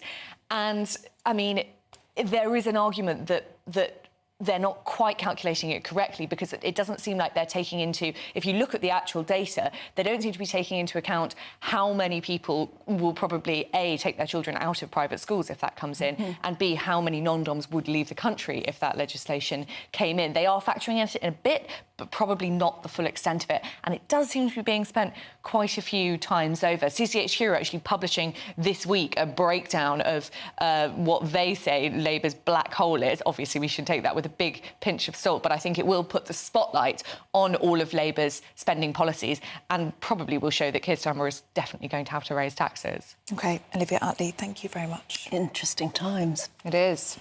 Right, it's 9 minutes past 9 already. Now, today is the 6th wedding anniversary for the Duke and Duchess of Sussex, whose 2018 Windsor wedding captured hearts around the world. Yes, fast forward to now, and it looks like Meghan could be set for no less than a presidential run. It's after her former Suits colleague said the Duchess could set her sights on the White House. Well, earlier we spoke to royal commentator Richard Fitzwilliams. Think back 6 years, I mean, what they seemed to forget was the universal praise, and a now hostile press was unanimous in saying that this was an absolutely fabulous idea, that this was a union that was really going to cement the monarchy in a contemporary period. There's no doubt at all that everyone was welcoming it. It seemed absolutely marvellous. Harry was so popular, and Meghan, well, there were family problems, of course, that surfaced just before, but I mean, there's no doubt that everyone was absolutely thrilled at this, and of course it turned into something of a nightmare, and of course it then had led to the rift that we know in the royal family. But yes, a very happy anniversary, and of course this is on the back of their successful visit, undoubtedly it was, to Nigeria, and that was interesting because they were able to use Invictus, the fact that Nigeria may host the games at some point, and also of course Meghan discovered she was, quote, 43% Nigerian. So there was that too. The problem, of course, is from what next? And that might involve something political. However, let us not be mealy-mouthed today, and let's wish them a happy wedding anniversary. Yes, very well said. Now, coming up at 9:30 is the Camilla Tominey Show, and this morning, GB News' very own Emily Carver is stepping in for Camilla. Very good morning to you, Emily. What's coming up in today's show? Oh, we've got a massive, massive show this morning. Nice to hear you talking about how this 44,000 appointments in the NHS will actually be funded. I've got Wes Streeting, the Shadow Health Secretary, on a little bit later on, and I'm going to ask him whether scrapping non-dom status will really be enough to afford all this extra money into the NHS, and what is the plan behind all of the extra cash. I also want to ask him, actually, about whether he's planning, or the Labour Party is planning, a little bit of an asylum amnesty. I want to understand exactly what their migration and asylum policy is, because we know they want to scrap Rwanda on day one. We're also going to be having the Defence Secretary, Grant Shapps, on the show. Very interested to ask him about the protests we saw in central London yesterday. There were chants of intifada on the streets. Apparently the government is going to do something to clamp down on those protests. What exactly are they planning? I want to know. And of course, I will have to ask him about the very latest from the Russia-Ukraine war, Russia making considerable gains, which is worrying, of course. And we'll have former Foreign Secretary Sir Malcolm Rifkind in the studio too. I want to ask him how the government should respond to calls for Gaza, for some kind of Gaza refugee scheme in this country. And I want to know how worried we should be about this new friendship between Vladimir Putin and President Xi in China. And we'll also have a Conservative MP from Great Grimsby. She says she's more reform than the Reform Party. What does that say about Rishi Sunak's leadership of the Conservative Party? We've got a huge amount. You'll want to stay tuned. OK, Emily Carver, thank you very much. That's all coming up at 9:30. Right now, though, it's time for the Great British Giveaway, your chance to win £20,000 in cash in time for summer. It'll be fun to think about what you could do with it. You'd be on a cruise. You can't win it if you're not in it, so here's how. It's the biggest cash prize we've given away to date. An incredible £20,000 that you could use however you like. And because it's totally tax-free, every single penny will be in your bank account to do whatever you like with. £20,000 in tax-free cash really could be yours this summer. Hurry, you've got to be in it to win it. For another chance to win £20,000 in tax-free cash, text WIN to 63232. Text costs £2 plus one standard network rate message. Or post your name and number to GB05 PO Box 8690 Derby DE1 9TT. UK only. Entrance must be 18 or over. Lines close at 5 p.m. on the 31st of May. Full terms and privacy notice at gbnews.com/win. Please check the closing time if listening or watching on demand. Good luck. Yes, good luck indeed. Now, do stay with us. Still to come, we're going to go to Brixham, where locals have been told they can finally resume drinking tap water. The question is, will they do so? Will they trust it? That's next.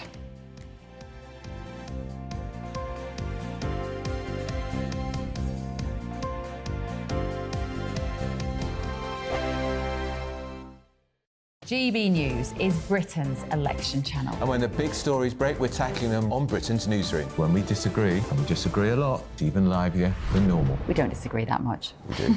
His comedy, though, is revolting. I knew her, unlike you. That explains Beverly Turner's temperament. It's a bit frosty in here, isn't it? He'll have one of me one day. Yeah, for dartball practice. Britain's newsroom on GB News. Weekdays, 9:30 a.m. GB News, the People's Channel, Britain's news channel.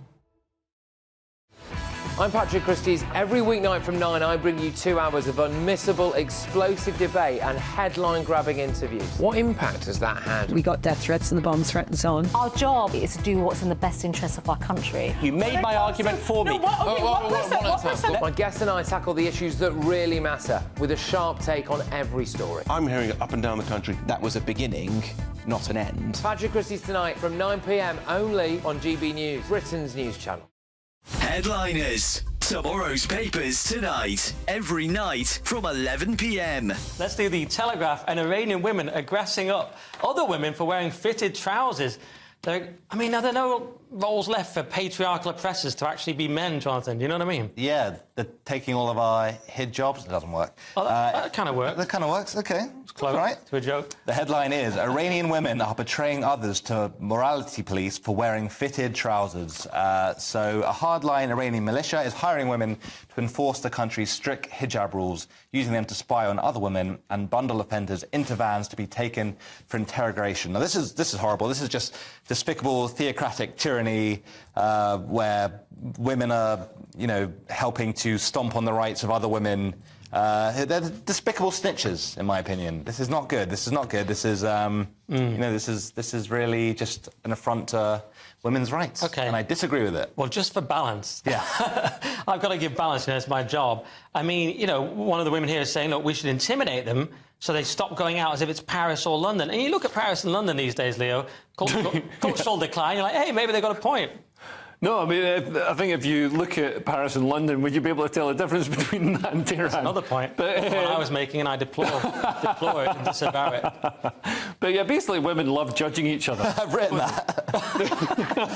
They do. Yeah. They do. And all patriarchal religions have been maintained and upheld by women. To be fair, it's not men deciding to go to church on a Sunday. It's women, because the whole system is set up to benefit women are more traditionally concerned about social standards. Yeah. The only people who shouted at me to put on a face mask during COVID were the ladies. It is disturbing because, of course, Iran didn't used to have this. We all see those pictures from the 70s or whatever it is when they're just like, it looks like a Western country. Yeah. So it is quite disturbing, especially to have other people snitching and enforcing. That's what I don't like. 2024, a battleground year. The year the nation decides. As the parties gear up their campaigns for the next general election. Who will be left standing when the British people make one of the biggest decisions of their lives? Who will rise? And who will fall? Let's find out together. For every moment, the highs, the lows, the twists and turns. We'll be with you for every step of this journey. In 2024, GB News is Britain's election channel.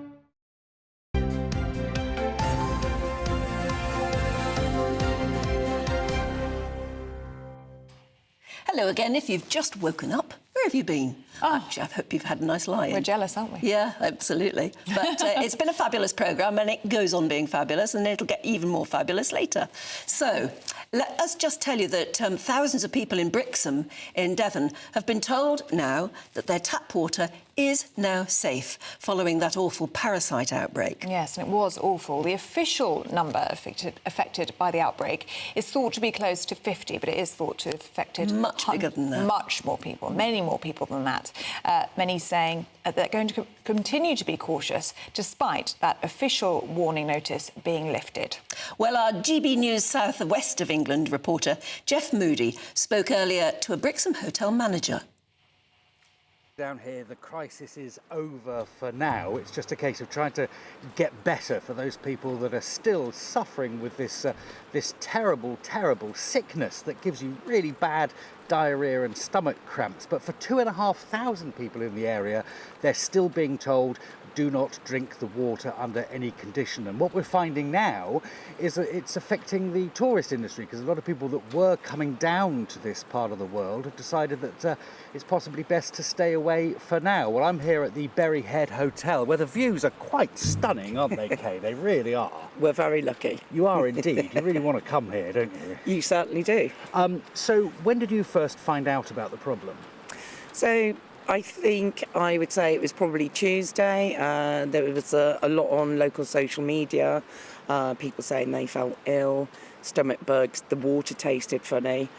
So we contacted South West Water and we asked them if there was a problem in the area, and we were told that the water was fine to drink.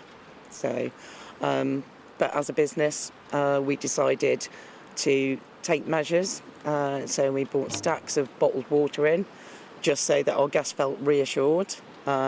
We put measures in to make sure that all our salad was washed in boiled water, all the prep area was, we used boiled water for cleaning. We stopped using our soda gun, Coke, lemonade, and we bought bottled in, so that the guests could still have the experience that they wanted and not worry about drinking the tap water. And you're now told that the tap water is fine here, but are you finding that that's affecting your business? Certainly, people have been ringing, asking, is it safe to come? Which we've reassured them that it is, because of the measures that we've put in place. But we have had some cancellations, yes. Some people have cancelled and decided to rebook in a week or so's time, hoping that this will the situation will improve. And of course, this is not just a national story, but it's been reported internationally as well, hasn't it? How is the hype around the story, the fact there are journalists like me swarming around the town, how has that affected the tourism industry, do you think? I think possibly it has possibly made people feel a little bit more concerned about coming to the area. On the news this morning in France on a national station, they were saying don't visit the southwest. But I can assure you that everybody, especially here in Brixham, will have taken measures to make sure that guests are well looked after.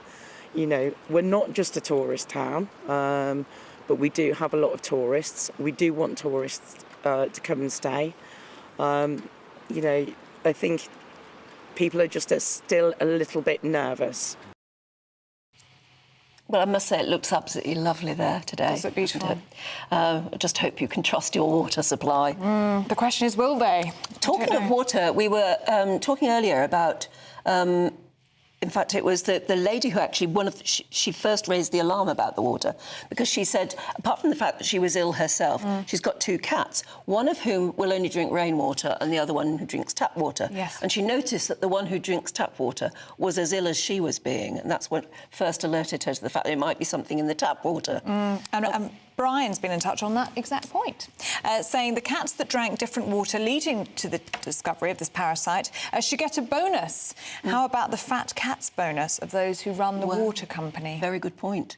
Apparently, and lots of people are now getting in touch saying that a lot of animals don't like tap water because they can smell the chemicals in it.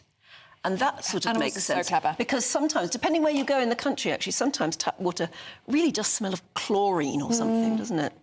So that could be all to do with it anyway. But thanks very much for getting in touch on that one. Yeah, and Helen's been in touch saying the water company should have to pick up the NHS bill for those people who have sought treatment after this water issue. Why should the great British public have to pay for it?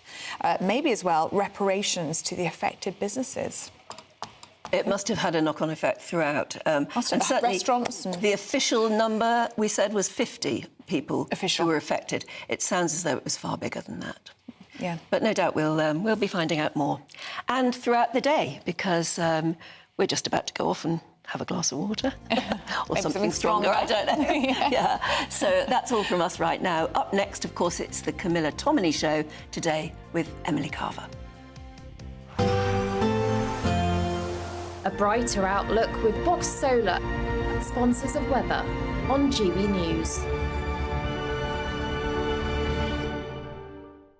Good morning and welcome to your GB News weather update from the Met Office. A murky start for some of us, but there's going to be plenty of warm sunshine around, perhaps just the odd isolated shower. So through this morning, a murky start for some, especially across central and southeastern England. That cloud should generally break up by mid-morning. Cloudier across parts of Scotland, especially along that east coast where we hold on to quite a lot of low cloud. But elsewhere, plenty of sunshine on offer. Perhaps the odd shower developing, especially across parts of the southwest, but otherwise it is going to be feeling very warm in that sunshine with highs up to 24, possibly 25 degrees, but feeling much cooler across Scotland and especially down that eastern coast of northeastern England. So taking a look into this evening, plenty of late evening sunshine to end the weekend. The odd shower possible across Devon and Cornwall, but most places are staying dry. Perhaps a few showers developing across Dumfries and Galloway and for parts of Scotland, but further west, a dry evening. A lot of low cloud, though, still lingering, especially across eastern parts. That's where it's going to be feeling cooler throughout much of Sunday. And then as we go into the evening, a dry picture is on offer. Low cloud once again, though, coming in from the North Sea and moving its way inland to give a murky start. But for western parts, it is going to be turning a little bit chillier, especially in any rural parts, but otherwise holding up at around 10 or 11 degrees to start Monday morning. So that does leave a lot of low cloud around once again to start Monday morning. So a bit of a murky start for rush hour, but that low cloud should lift and break and burn its way back towards coastal areas to leave another largely fine and dry day. Few showers will bubble up across parts of Northern Ireland, but otherwise temperatures around 20, possibly up to